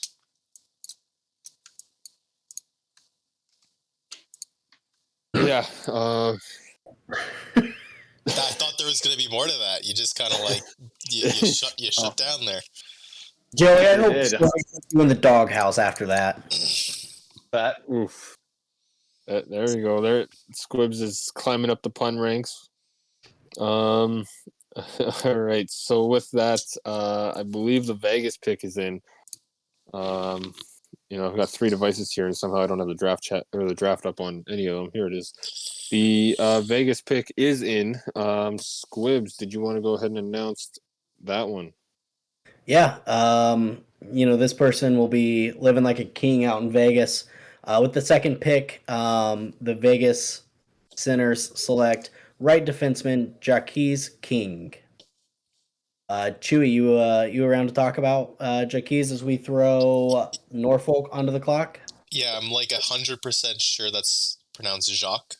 No, it's a It's typo. So what Doug typed is a typo. It's actually Jaquiz, or it ends with a Z. say Jaquez. Oh, okay. I was gonna say, but yeah, Doug, you gotta figure out your names before you announce them. At least Squib's got the last name This right. is the second one. He messaged me after. He messaged me after the first one, and he said autocorrect. Yeah, I know he's that. I know. I think he's got a family thing or something, so he's probably trying to do this on his phone. So we'll give him the benefit of the doubt on that. But with Norfolk on the clock in the chat a minute ago, Trunan was saying we should just go down to 1 minute clock the rest of the way. So I say for Norfolk's picks, 1 minute clock. We'll see if you can get this pick in in under 60 seconds. It even took me like 30 seconds to reset the timer, so he's pretty much missed his pick already if he wants that 1 minute timer. Yeah, come on, Sam. Someone like Sam's kind of used to the 1 minute timer. Doesn't usually take him much longer than that, but seems like he's taking a little while now. Oh, Well done. What do you think, yeah, Squibs? Yeah, I understand now why you changed from the Dublin Dragons to the Copenhagen Vikings. You are all about sinking those ships in Norfolk. So go off. Good for you. No, goodness. You know, yeah, you left me speechless. I mean, props. Speaking of props, I'll just go ahead and propel this to Joey. Let him talk about it. And I love Sam. That 1 minute clock joke, Chewy, well done. I think Sam's got something up his sleeve. He might be going for a good forward here. Steal of the draft coming up in Norfolk. Don't be surprised. Evan, as we wait for Sam. Well, Sam immediately proved you wrong, probably out of spite, for being so good at golf. He's mad at you still, but he went defenseman. You said forward. He goes defenseman. He's going right defenseman. John Boy Maevia. That's the I between 2 A's throws me off. I'm taking the Squibs treatment on that one. Either way, defenseman John Boy going to Norfolk, throws Manitoba up on the clock. Sam, though, he's going to forfeit all his future picks because he took longer than a minute on that one. So, I mean, sorry, Sam. Sucks to suck. No, I'm just kidding. Nice pick there for Norfolk. Another younger defenseman, somebody who I believe is a recent joiner. I don't think played in the minors at all. Probably played just in the showcase, maybe a prospect game or two. But a nice pickup there nonetheless, as defensemen are starting to thin out. With Manitoba on the clock, these picks are coming in fast, so I don't know if Chewy, if you're ready, if you want to announce the Manitoba pick. Yep. There we go. So with the fourth pick of the fourth round, the Manitoba Ice Hogs select Ricky Phillips, right D. We had Waters on a little earlier, talk about picking up some friends and teammates in other leagues. I believe Ricky might be another one from another league. So good pick there, and San Diego is on the clock. Yeah, and San Diego hasn't been making too many picks here today. I believe this is only the second time that they're up on the clock. Took a friend that joined recently. Took a friend last time they were on the clock, and we'll see if they do it again. If the other, like I mentioned, there were two that joined. If the other one's still available, we'll see if that's the direction they go or not.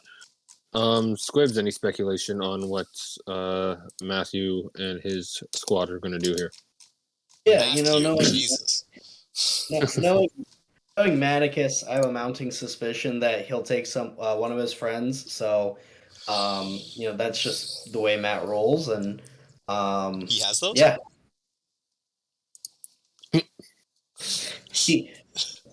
Jesus.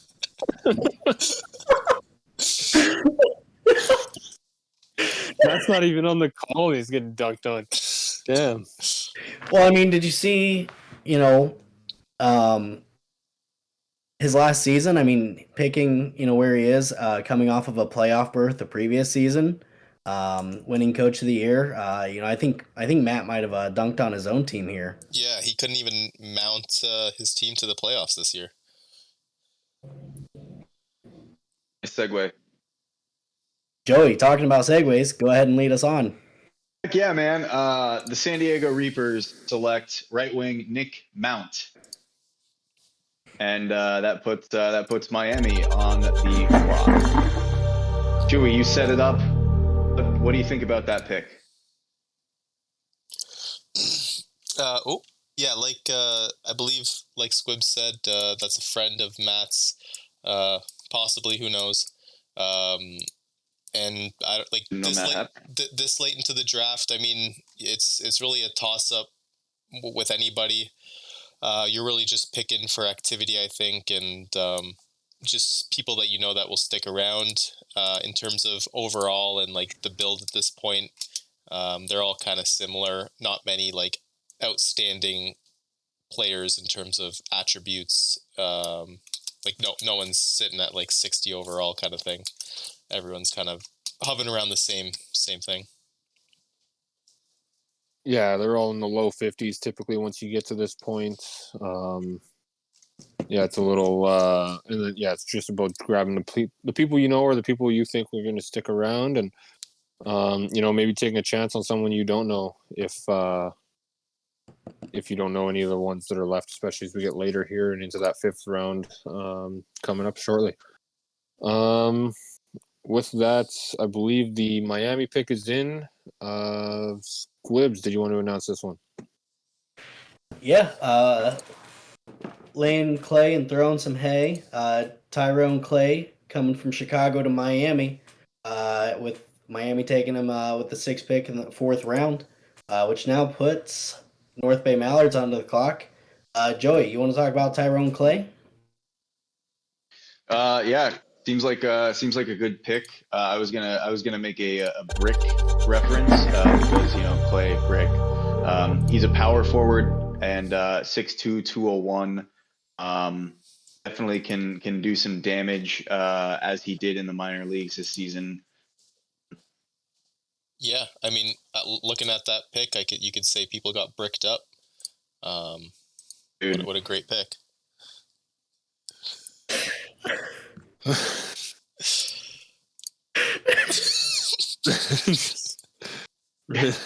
I don't even know. Keep it together, man. Come on. I don't remember who it was who said it earlier, but Chewy has one thing on his mind, and I think everybody knows what that is. That's the next pick from the North Bay Mallards, I think. Cheeseburgers? I always want a cheeseburger. All right, where do we think? If I could leave right now and go get one and come back, I would, but I wouldn't be able to. So, I mean, we have the North Bay Mallards. We have a guy named Pumbaa on the draft list. Do we think Reed says a Hakuna Matata and takes a legendary Pumbaa here? I mean, honestly, I feel like Pumbaa should go to Manitoba. Well, their mascot's name is Pumbaa, at least for now. Yeah, Ice Hogs, Pumbaa. I think that I could think, I think that could yeah, it happen. sounds like Squibs whiffed on that one, just like Florence in the playoffs this season. We lasted longer than Copenhagen. No, you didn't. Game 7. How was what? Game 5, Game 6 exit for you guys? Game 6. They lost Yeah, in 7, It's so the same round though. Like Yeah, I don't know. It seems like you just played a couple more Let's- consolation games in the second round. to quote Squibs, Billy Bean. Squibs. Quote Billy Bean: "If you don't win the last game of the series, nobody gives a shit." Oh yeah, Yeah. I was Money- just gonna say, that's Squibs. All you Moneyball. could have said was that you guys put up more of a fight. Nobody's given a shit about Turku since, well, ever. Don't give a shit about Turku. Turku made it all the way in the playoffs. Thanks, What do you baby. mean? They made it all the way to the first round. There's only one round. I'm telling you guys. All right, I think we got a pick to announce here. North Bay has made their selection. Squibs, you want to go ahead and give this one a shout? Oh, absolutely. This pronunciation is just going to be cash money. With the 7th pick of the 4th round, the North Bay Mallards select center J Money Gian. Yeah, that There's a lot of G's. pronunciation was not. Now, I got the first name. That's all that matters. I don't know if you Anyway. said The last name is on the back of the jersey. There's only one G in that name. Anyways, Rome is now on the clock. Joey, over to you. Well, man, yeah, J Money. Love the name. Not necessarily Cash Money yet. He's J Money. Two-way forward, definitely. As Chewy said earlier, it takes a little bit longer for a two-way forward to progress higher. But once you do get that, I mean, that's gonna help. That's gonna help North Bay out a lot in the long run. So with Rome on the clock now, I'm thinking, maybe go try to go for like a European sounding guy like Sir Sinks a lot. That guy's a knight. He's a sir. What do you think, Evan? Yeah, Rome, like we've talked about, they have 111 affiliate players, so they're just really trying to build up, somebody that they can develop. Obviously, this late in the draft, you're looking at some lower overalls to start, and then just trying to find somebody that's going to be active for you and stick around and get those progressions in. Yeah, we'll see which direction they go. There are some European sounding names still on the board. Like you mentioned, they could go that way, or who knows? Maybe Triple H knows somebody from VHL or from somewhere else. If there's anybody left on the board like that, so yeah, we'll see which way they go. Just seeing here how much time's left on their clock. Squibs, did you have any thoughts on what our division rival might be doing? Yeah, when I look at European sounding names, Sir Sinks a Lot isn't exactly the first one that comes to mind. Sebastian Savalainen is definitely the one that pops to the mind the most, based on just name alone. No, a forward, of course. That's just what, if we're playing, betting odds. There's 3 defensemen left. There's a handful of forwards. So if you're playing the betting odds, you're leaning forward. I've seen Jordan Robinson active in the chat a few times at least. So I wouldn't be surprised, if they go this way. With Jordan Robinson, another lower overall physical player that'll take time to develop as a power forward. But yeah, Chewy, you want to talk about the 5th place team in Europe who finished 10th overall in the league? Chewy's eating, so Yeah. clearly Squibs doesn't read his messages. So their pick is running down to just over a minute here left. So we'll see which direction they go. Yeah, we're down to one more round's worth, basically about 20 picks left on the board. this will be the last time Rome picks, barring any trade. We'll see which direction they go. I see him typing now, so we're nearing the pick, I think, here for Rome, and then up next after that will be Columbus, Honolulu, and Turkey going for the next three. Yeah, for anyone who doesn't know, that like this draft is done completely live, so all these picks are real time. Huge shout out to all the owners who stick around for these 4 hours making these picks and staying on top of everything. It's been running smooth. Yeah, and with that, we do have the Rome pick in, and yeah, good shout out there, Chewy. It is a completely live draft. This isn't fixed or done behind the scenes ahead of time or anything. These picks are coming in live, so owners and GMs are troopers for sticking it out, or at least providing lists if they're going to be unavailable. So the Rome pick is going to be right winger Jackie Koivu. That name's got to be a play on, the great Montreal Canadian Saku Koivu, Finnish player. So it is a European name going to a European team. If he goes pro for Rome, we'll get to play up against a Finnish team 4 times a season as well. And that's going to throw Columbus up on the clock. Squibs, any thoughts on a Finnish player going to a fellow European team and what Columbus might be doing next?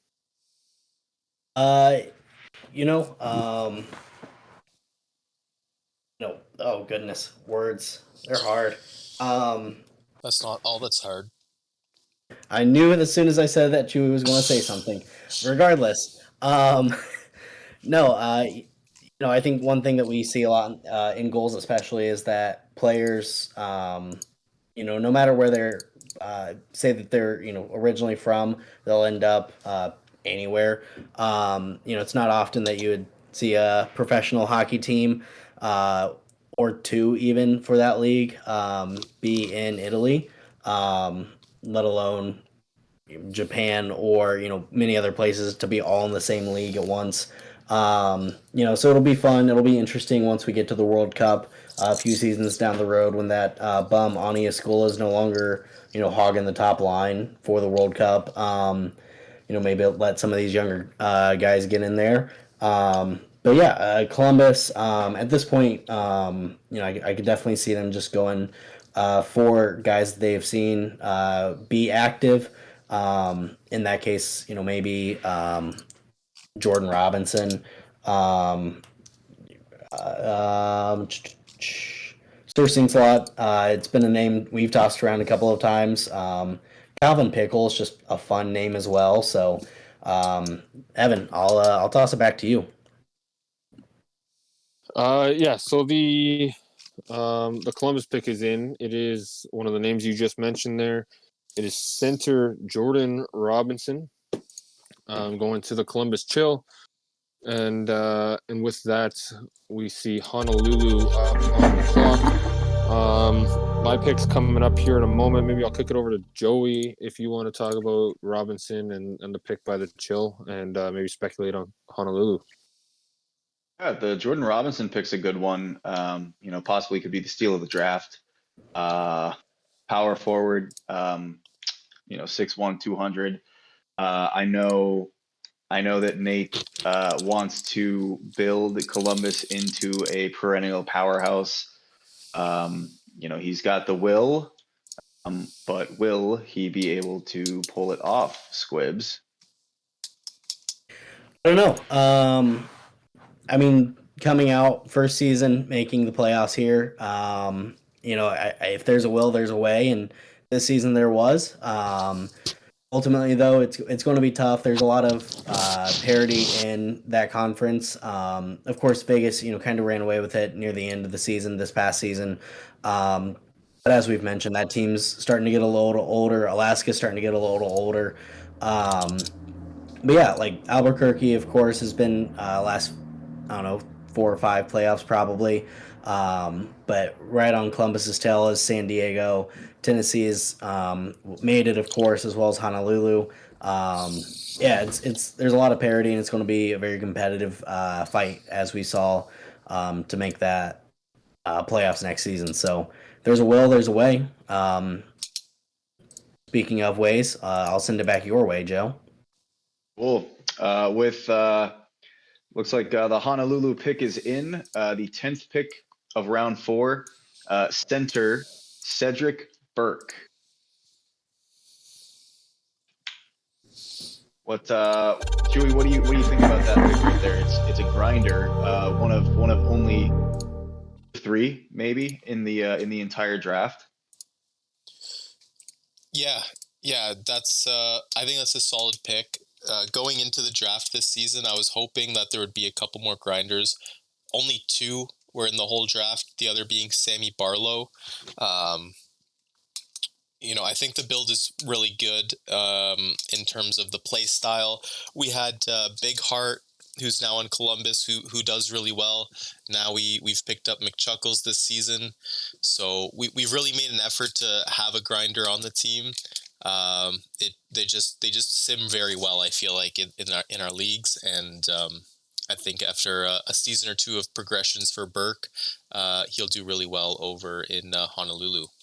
Honolulu is definitely building that defensive forward core, which is awesome to see, and I think they know what they need, and they're doing that. Ultimately, where do we think Evan goes here with this pick?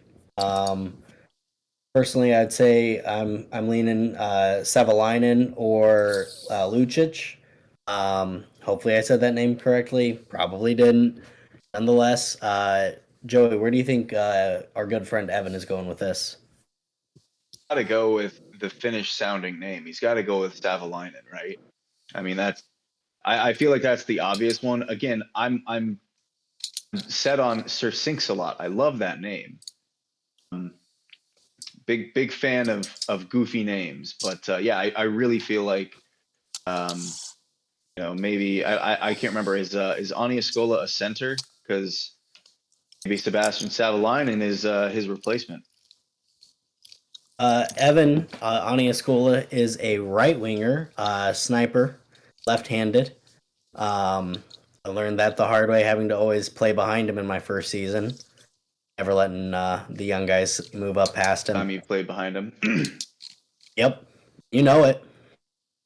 Evan, talking of nice. Talking of, you want to go ahead and announce your pick and get in front of this? Yeah. So, with the 11th pick of the 4th round, we did go with a Finnish player, Sebastian Savalainen. We drafted a Finnish player a few seasons ago. Did make a pro debut before he had to leave for personal reasons, left the league. But we do have a Swedish player who is actually a Finnish person in real life on the roster as well. So we like to have that Finnish representation if we can. Savalainen this late is some good value. Is between Savalainen and one other person. So it's a nice pickup here for us, I think. And we're excited to bring Savalainen in as we see Glasgow up on the clock next. With all being a Finnish team and all these Finnish players, you think you'd finish in the playoffs. Damn. Always seems to be finishing early in the first round before anything can get going, Yeah. Fair enough. That's something that we'll have to work on. That's the next big step for us is to win a playoff round, and being reverse swept twice. Things, but at least it shows we're right on the doorstep of finally maybe breaking that curse. Joey, do you want to go ahead and announce the Glasgow pick? I'm sure you're pumped for that one. Absolutely, man. I'm excited for this. Glasgow Blackwatch, number 12 pick of the 4th round. It's the centerman, Sir Sinks-a-Lot. What better place than Glasgow to get the night here in this draft? I think instead of a sword, it's just a putter. Yeah, well, Sinks-a-Lot. Yeah, that's. Or because he's a sniper, maybe he sinks a lot, holes into the back of of the net, something Aniescola doesn't know much about. Well, hey, what do you mean I don't I feel know like he about has that? more. Now you're just trying to rip on Evan to rip on Evan. Yeah. Aren't we all? I was gonna say, I'm not. at least Glasgow stopped him from sinking in the draft much further. Goes at number 72. Any thoughts on what Tennessee's gonna do here? Throw it to Squibs, go ahead. I was just going to say, I bet they're going to draft a player. Real, Team that needs a goalie. real insight. Oh, I bet it's William Stevens. Because they don't have another pick coming up. I believe they're gonna get they got to go goalie because this is their last unless they make a trade they have to go with they got to go with the goalie. So yeah, my guess here is William Stevens, the top-rated goalie available. Evan, any asking, I guess, very obvious questions to try to set Joey and I up. You want to take this one back over?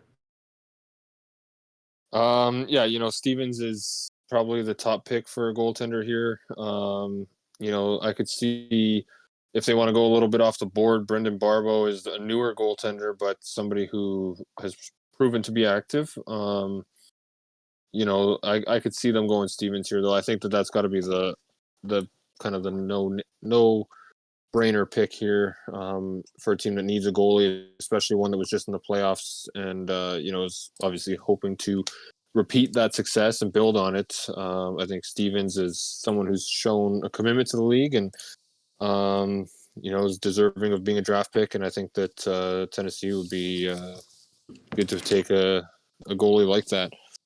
Chewy, did you have any thoughts? Sorry, I was just going to say he'd be joining a team that was, he's going from a playoff team to a playoff team as Tennessee had made the playoff this past off season or this past playoff. That's true as well. All right, I don't have the draft board up. Is the pick in yet? Yep, the pick is in, and we kind of beat around the bush. We're not surprised with this one. The Tennessee Black Bears select William Stevens with the 13th pick of the 4th round and Tennessee's last pick of the draft. After being passed up in expansion last or 2 seasons ago, I guess, he stuck with it and he kept his head held up high. And now he's finally making his pro debut this upcoming season. So congrats to William Stevens. And that puts the Albuquerque Pharaohs on the clock. Yeah, I'm submitting this pick here for them. Cam gave me a list. If Joey, if you want to go ahead and speculate where they're gonna go.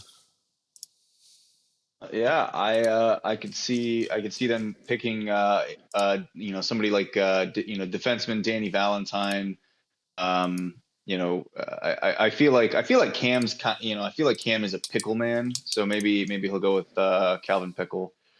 But yeah, Cam loves D and pickles, that's for sure. Dude, time.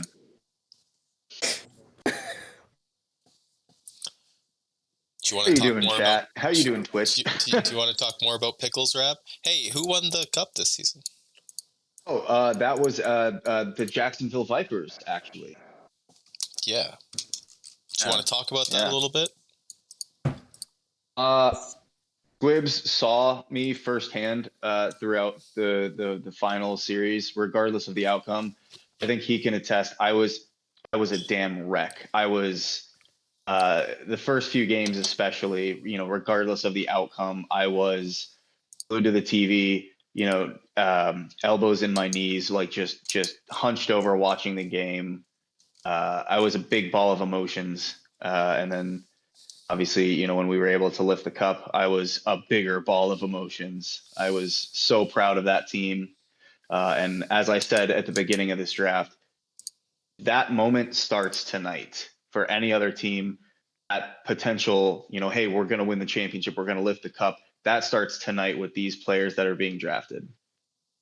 Not to be that guy, but these players are the future of the league. So, get used to seeing these names.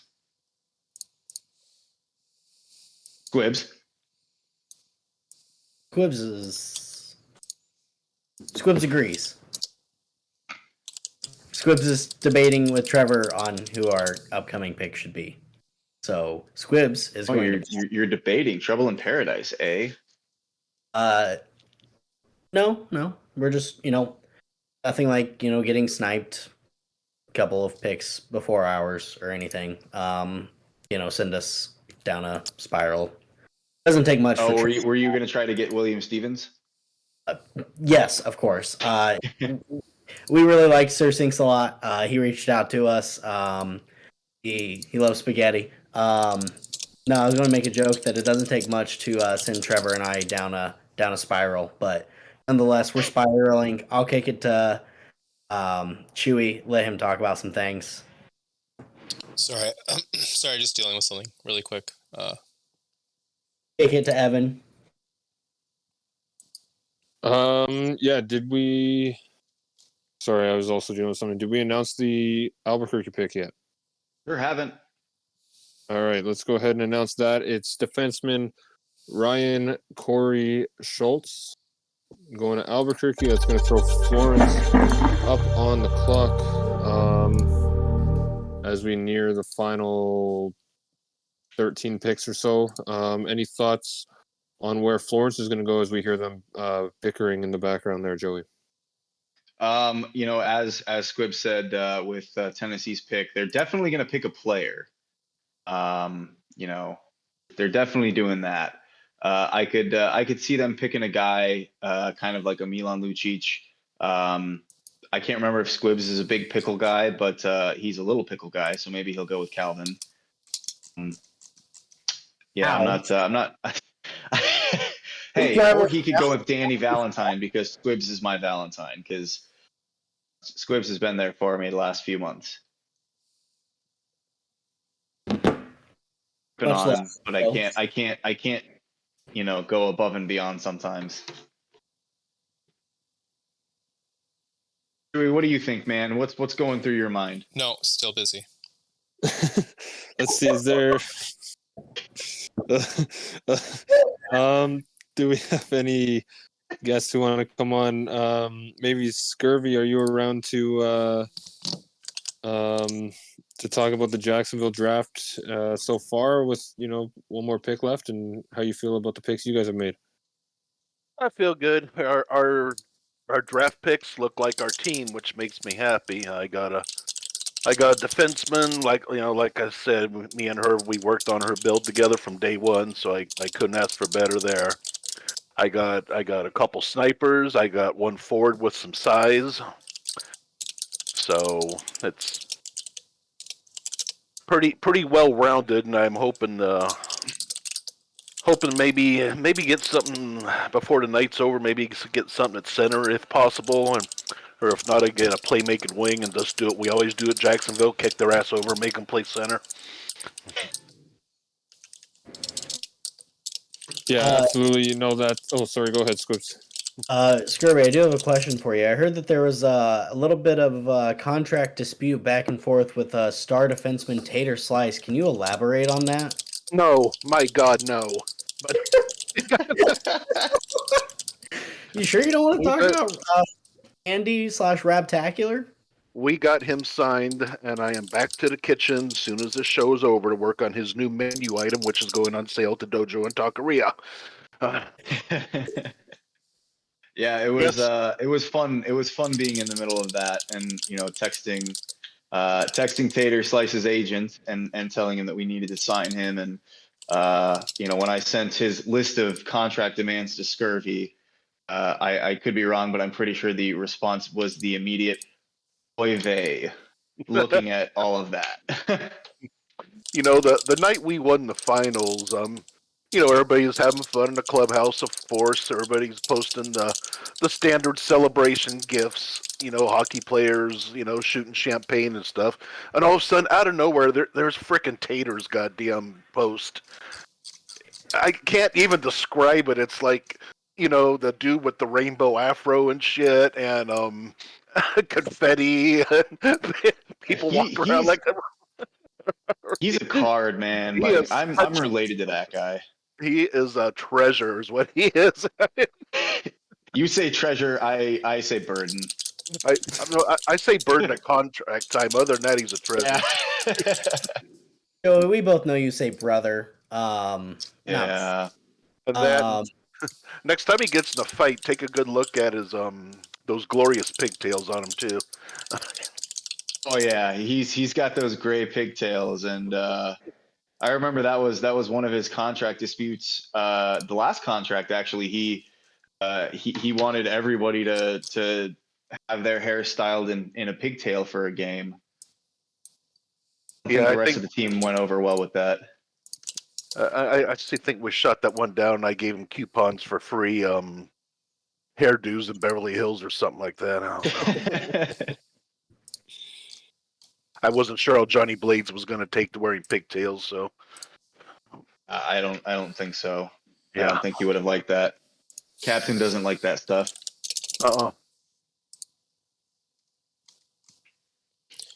Webbs, it looks like Trevor made his draft pick. Scurvy, once again, as always, thank you for jumping on, man. We might reach out to you at the end of the draft.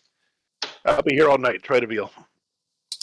The fish tacos. all right, so we transfer from Scurvy Dog to the 15th pick of the Florence Firebirds.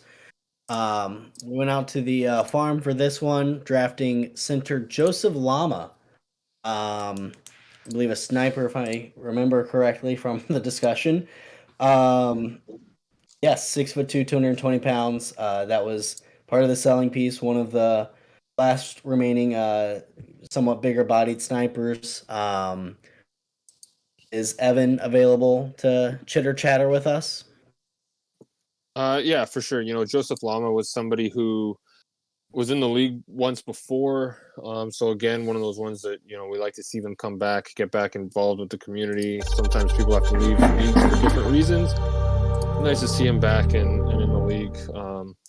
So that's good. It's a nice pick, good value this late for someone who obviously understands goals and likes it enough to come back.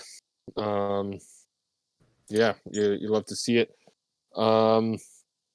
With that news, we do have a trade for the on the clock pick, for the newly on the clock Las Vegas pick. It has been approved, and with that, the Las Vegas Sinners will receive Turku's season 9 second round pick in exchange for the 16th pick of the 4th round here in this draft. So while I get ready to type up this pick on a very clunky tablet because my phone's almost dead, what do you think about the trade there, Mr. Squibbles? It's interesting. However, depending on how you view affiliates versus draft picks, sitting here, I believe that's right around the 66th pick, if my math serves me properly. Nope, 76th pick. 76. Like I said, I caught it. Math doesn't exactly work, but 76 pick here in this draft. A second rounder, anywhere from 20 to 40. Knowing Turku, probably in that similar range where they are this season, that 11 to, anywhere from 11 to 20 range. Keeping that same core relatively. It's just that kind of mentality of, do you want the affiliate now and try to work with them, try to develop them, or do you want to hang on to that pick? And Turku, of course, valuing the affiliate a little bit more than the pick at the moment. So, Joey, what are your thoughts here? Where do you think Turku's going with this pick?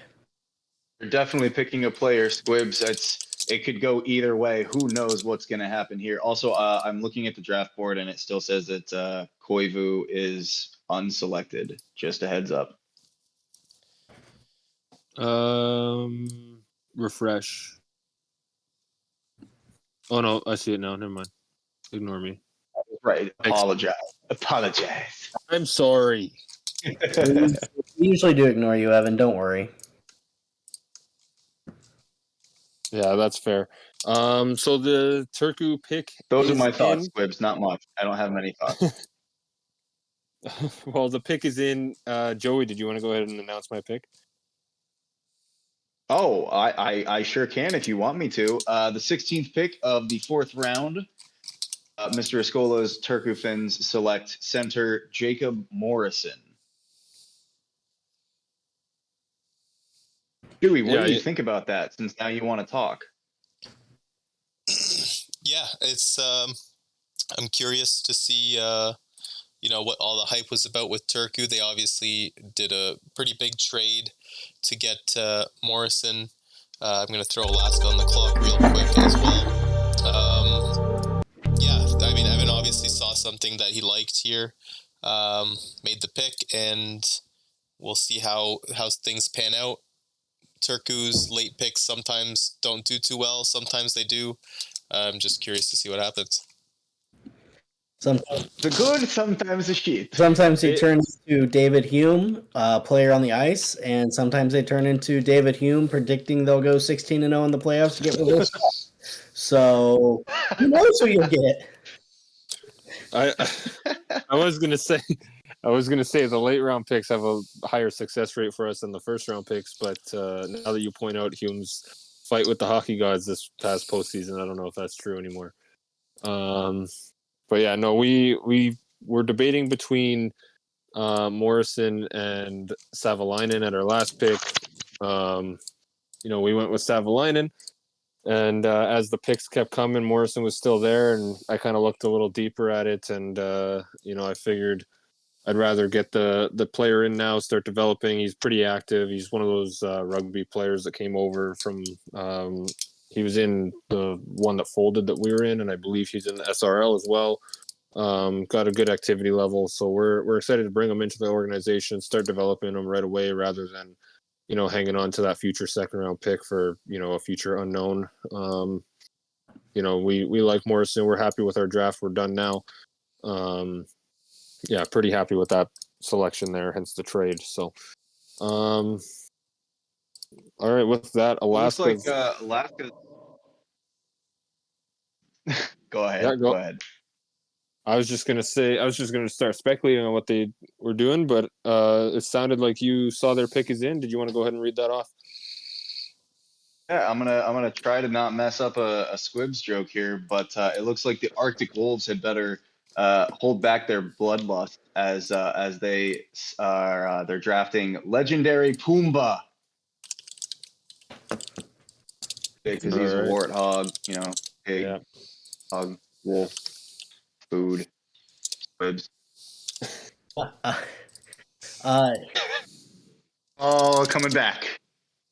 You were doing great. You had it.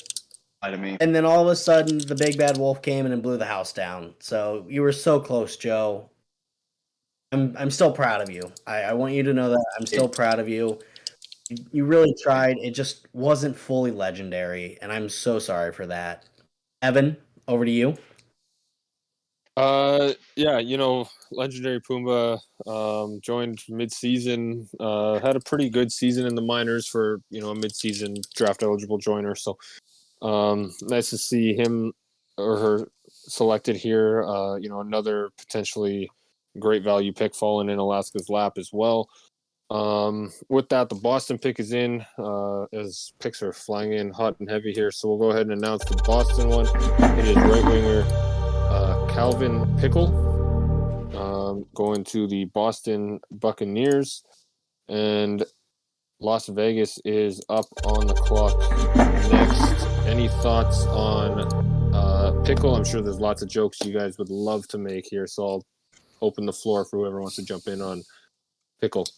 So Let's all jump on that pickle, Evan. Jeez. I knew. As soon as I said that, I was like, that one teamed up. The picks are coming in hot and heavy, Evan. Is that pickle coming in hot and heavy? Yeah, apparently I wrote the jokes for you guys too. Evan, I would like to ask you a question though. You've mentioned this rugby league a couple of times. How did that go over there? Well, we won the championship, first ever Sim League playoff round win. And then the league folded less than half a season later, so the Escola curse is alive and well. Yeah, But you're champions. we are champions, so we got that going for us. But the league folded not long before the reverse sweep, so whatever demons we suppressed by winning that championship just got released, and yeah, we the curse lives on. It was a fun league though. We got some cool custom teams and some cool designs, so it was fun while it lasted. And yeah, that SRL is a much bigger rugby league, and I'm in the server. I haven't gotten started with a player yet, but I might take a look at that one because the rugby game is actually a pretty fun sim to watch. Unless you're a certain someone who refuses to learn anything rugby, but yeah, with that, the Vegas pick is in. Chewy, did you want to announce this one?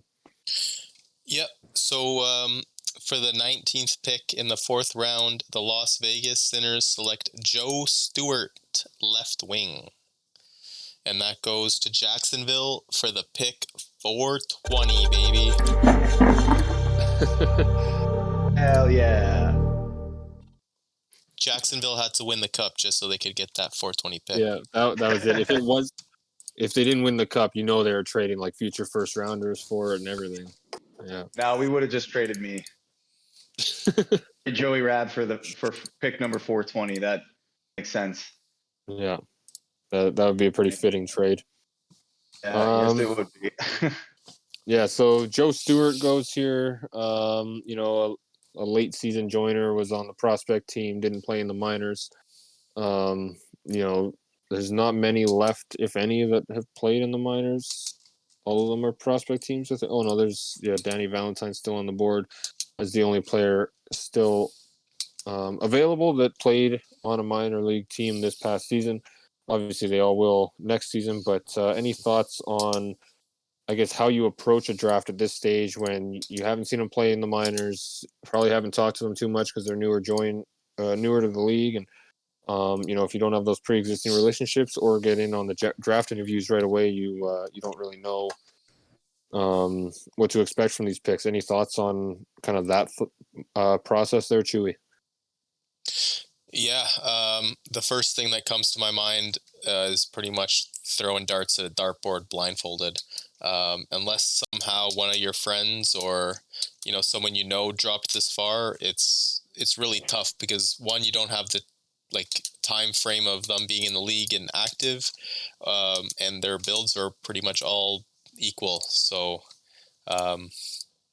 last season, a lot of the last couple picks, they're all still in the league. A lot of them didn't miss a single progression.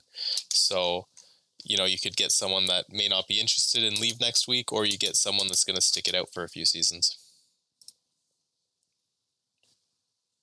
Absolutely, and just getting these extra players into your affiliate program and starting to work with them and build up that relationship. You could turn out to meet someone who you end up really getting along with, and building a lasting relationship in the league as a player on your team as well. So, with that, Joey, did you want to announce your 420 pick? And pick number 420. It's not Leroy. It's Devin Jenkins.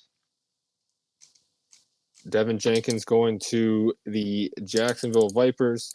That throws Brooklyn on the clock, and I will go ahead and read off the 4th round in a quick recap as we start the 5th round, which will be a short one. So kicking off the 4th round, we had Brooklyn taking Cyprian Calhoun. Vegas goes Jaquiz King. Norfolk takes John Boy Maeva. Manitoba with Ricky Phillips. San Diego, Nick Mount. Miami takes Tyrone Clay. North Bay takes J Money Guillen. Rome takes Saki Koivu. Columbus, Jordan Robinson. Honolulu, Cedric Blurk. Turku, Sebastian Savalainen. Glasgow, Sir Stinks a lot. Tennessee, William Stevens in net. Albuquerque with Ryan Corey Schultz. Florence, Joseph Lama. Turku, Jacob Matt Morrison. Alaska, legendary Pumbaa. Boston, Calvin Pickle. Las Vegas, Joe Stewart. And Jacksonville, Devin Jenkins. And Brooklyn on the clock with the first pick of the 5th round. Any thoughts here as we recap round 4 and kind of roll into the final 7 picks of this one? We haven't seen the steal of the draft yet. I haven't That's seen the steal. Well, that steal- 57 or 87th pick will be the steal of the draft. Yeah, the last pick. That's the steal. Well, guys, let me steal your heart with this. Brooklyn pick is in. With the first pick in the 5th round, the Heart Stealer Danny Valentine will be heading to Brooklyn, sending Sapporo onto the clock. Joey, you want to talk about one Mr. Valentine? He's a heartbreaker for sure. I don't really have anything else, any puns lined up right now, but I know that he's looking at Brooklyn right now and he's asking Rock Steel, will you be my team owner? Where do you think Sapporo's going with this one? Hopefully better than whatever you just said, because that was brutal. Looking at the last few picks, we got six names left on the board. I was kind of looking at these. I think you could see them going either Nicholas Hill, the last defense in the draft, or maybe Mark Stafford Jr. I don't have much info on the other guys, obviously being this late. I think they need scoring. So going for a sniper like Mark Stafford Jr. wouldn't be the worst play. Or Nicholas Hill just to lock in another defender on the squad. Yeah, I wouldn't be surprised if they did go with like a guy like Milan Lucic. You guys can yell at me if I'm saying that wrong, but oh well. Another just big-bodied enforcer, 6'7", 230. Just kind of fits in that same scheme that Yodi has of very physical play. A young guy that can very much develop. Evan, what are your thoughts here? My thoughts are that it's pronounced Lucic, not Lucic. Close enough though. I can understand that one. Like the city like Milan. you guys. What's that? It's not Squib said it was Milan, It's like Milan. city. It's Milan Yeah. Lucic. Milan Lucic. Yeah. God. Yeah. Yeah, and that's see, the name is based off a real player. We've seen a handful of those in the league. I don't know if there's any other than Lucic, any still active that are named after real players. There's a few that are kind of puns off of a real player's name, but I don't know if there's any actual real player names left in the league aside from Lucic. There might be one I'm missing, but this late is really, like you said, kind of throwing darts unless you know someone or you have a good conversation. It's kind of hard to predict which way they're going to go. And you know what? The pick is in. Chewy, you called it, so why don't you go ahead and announce it? Yeah, so second pick of the 5th round, the Sapporo Steamers select the last defense in the draft, Nicholas Hill, enforcer. Enforcer lefty. That throws Norfolk on the clock. Yeah, Norfolk is now on the clock. There we go. It's a pretty big hill to climb there, but Nicholas has now been picked, so very solid pick for him. Last defenseman, as we saw, so if I had to take a gander, the last 5 picks will all be forwards. Evan, you want to weigh in? Yeah, I think that's probably a pretty safe bet there, Squibs. Like we said, it's really tough to predict these guys who haven't been around very much. I know, like Sam's probably checking the Discord names on everybody to see if there's any that might recognize from another league or two. But actually, you know what? It looks like his pick is in. Squibs, I'll give you a chance at redemption. You want to go ahead and announce this one? No, because I didn't learn the first 500. Go, do it. We told you like 3 times. I want you to say it now. Yeah, you either get your redemption arc or you have to eat it again. So go ahead and try to read it. Thanks for making fun of my auditory processing issues. Anyways, with the third pick of the fifth round, the Norfolk Navigators select Milan Lucic. Closer. Okay, yeah, it's a little better. Anyways, And Manitoba's that on the clock. that throws Manitoba up on the clock. Thoughts on the pick of Lucic here? Anyone want to chime in? I hate the guy in real life. Never been a fan of his player in real life, but hopefully this guy's a little bit better. Is that because he's never Who's- played on your team? Probably. No, because he's a Boston Bruin, and I hate Boston. Well, So he was. Yeah. So because he didn't play on your team, No, you're telling Yeah, me if I you, mean- you didn't have a guy like that on the team you cheer for, you wouldn't be happy with him? how I felt about Dan Carcillo. I hated him as a player when he was against like the Blackhawks, and then he joined the Blackhawks. I wasn't thrilled because he didn't really bring much to the table, and that's kind of how I feel about the real life Milan Lucic. Yeah, he hasn't brought much to the table for the Flames or Oilers later in his career, but yeah, he is one of those players that not everybody's going to like the way he plays. You know, we're obviously talking real hockey now and not goals hockey, but not everyone is going to like the way that Lucic plays in real life. But he's one of those guys that when he is on your team as a player, you know, you're happy he's battling for you and not against you. So definitely an interesting player. We'll see how much he models his goals player after the real life version. And with that, the Manitoba pick is in. Who wants to jump on this and announce it? Vote Joey. All right. Fourth pick in the fifth round, the Manitoba Ice Hogs select right winger Dominic Maupin. Get your heart out, All right. Squibs. And that throws San Diego up on the clock. 3 picks left in the draft: San Diego, Miami, North Bay. Yeah. Any speculation? You know, we're getting close to the point where Mr. Irrelevant, the final pick of the draft. We're going to see who that is right away. Just forwards left, obviously. Yeah. Any thoughts on how the draft has gone, or anyone want to shout out one of the 3 players that are left?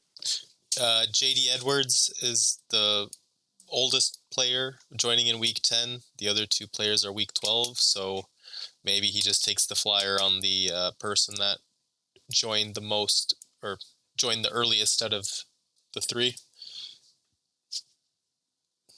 Yeah, that's probably a safe bet. Yeah, and it looks like the pick is in.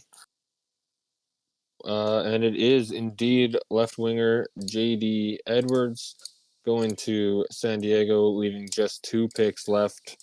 So once Miami picks, we'll know who. Hang on, let me check something. Mendez, Stafford. No, yeah. So just 2 players left on the board. So once Miami makes their pick, we will obviously know who North Bay is going to pick. Anyone want to take a final 50-50 coin flip bet on who it's going to be? My guess is Mendez simply because he's slightly higher overall.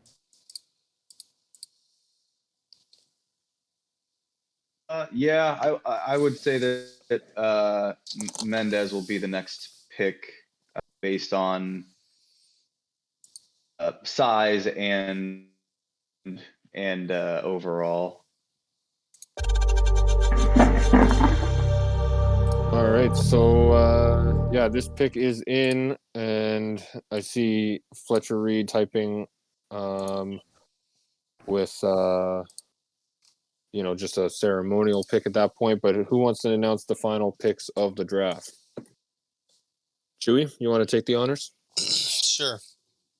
With the second last pick of the draft, 6th pick of the 5th round, the Miami Maccabees select Jose Mendez, and that means the North Bay Mallards draft Mark Stafford Jr. with the last pick of the draft.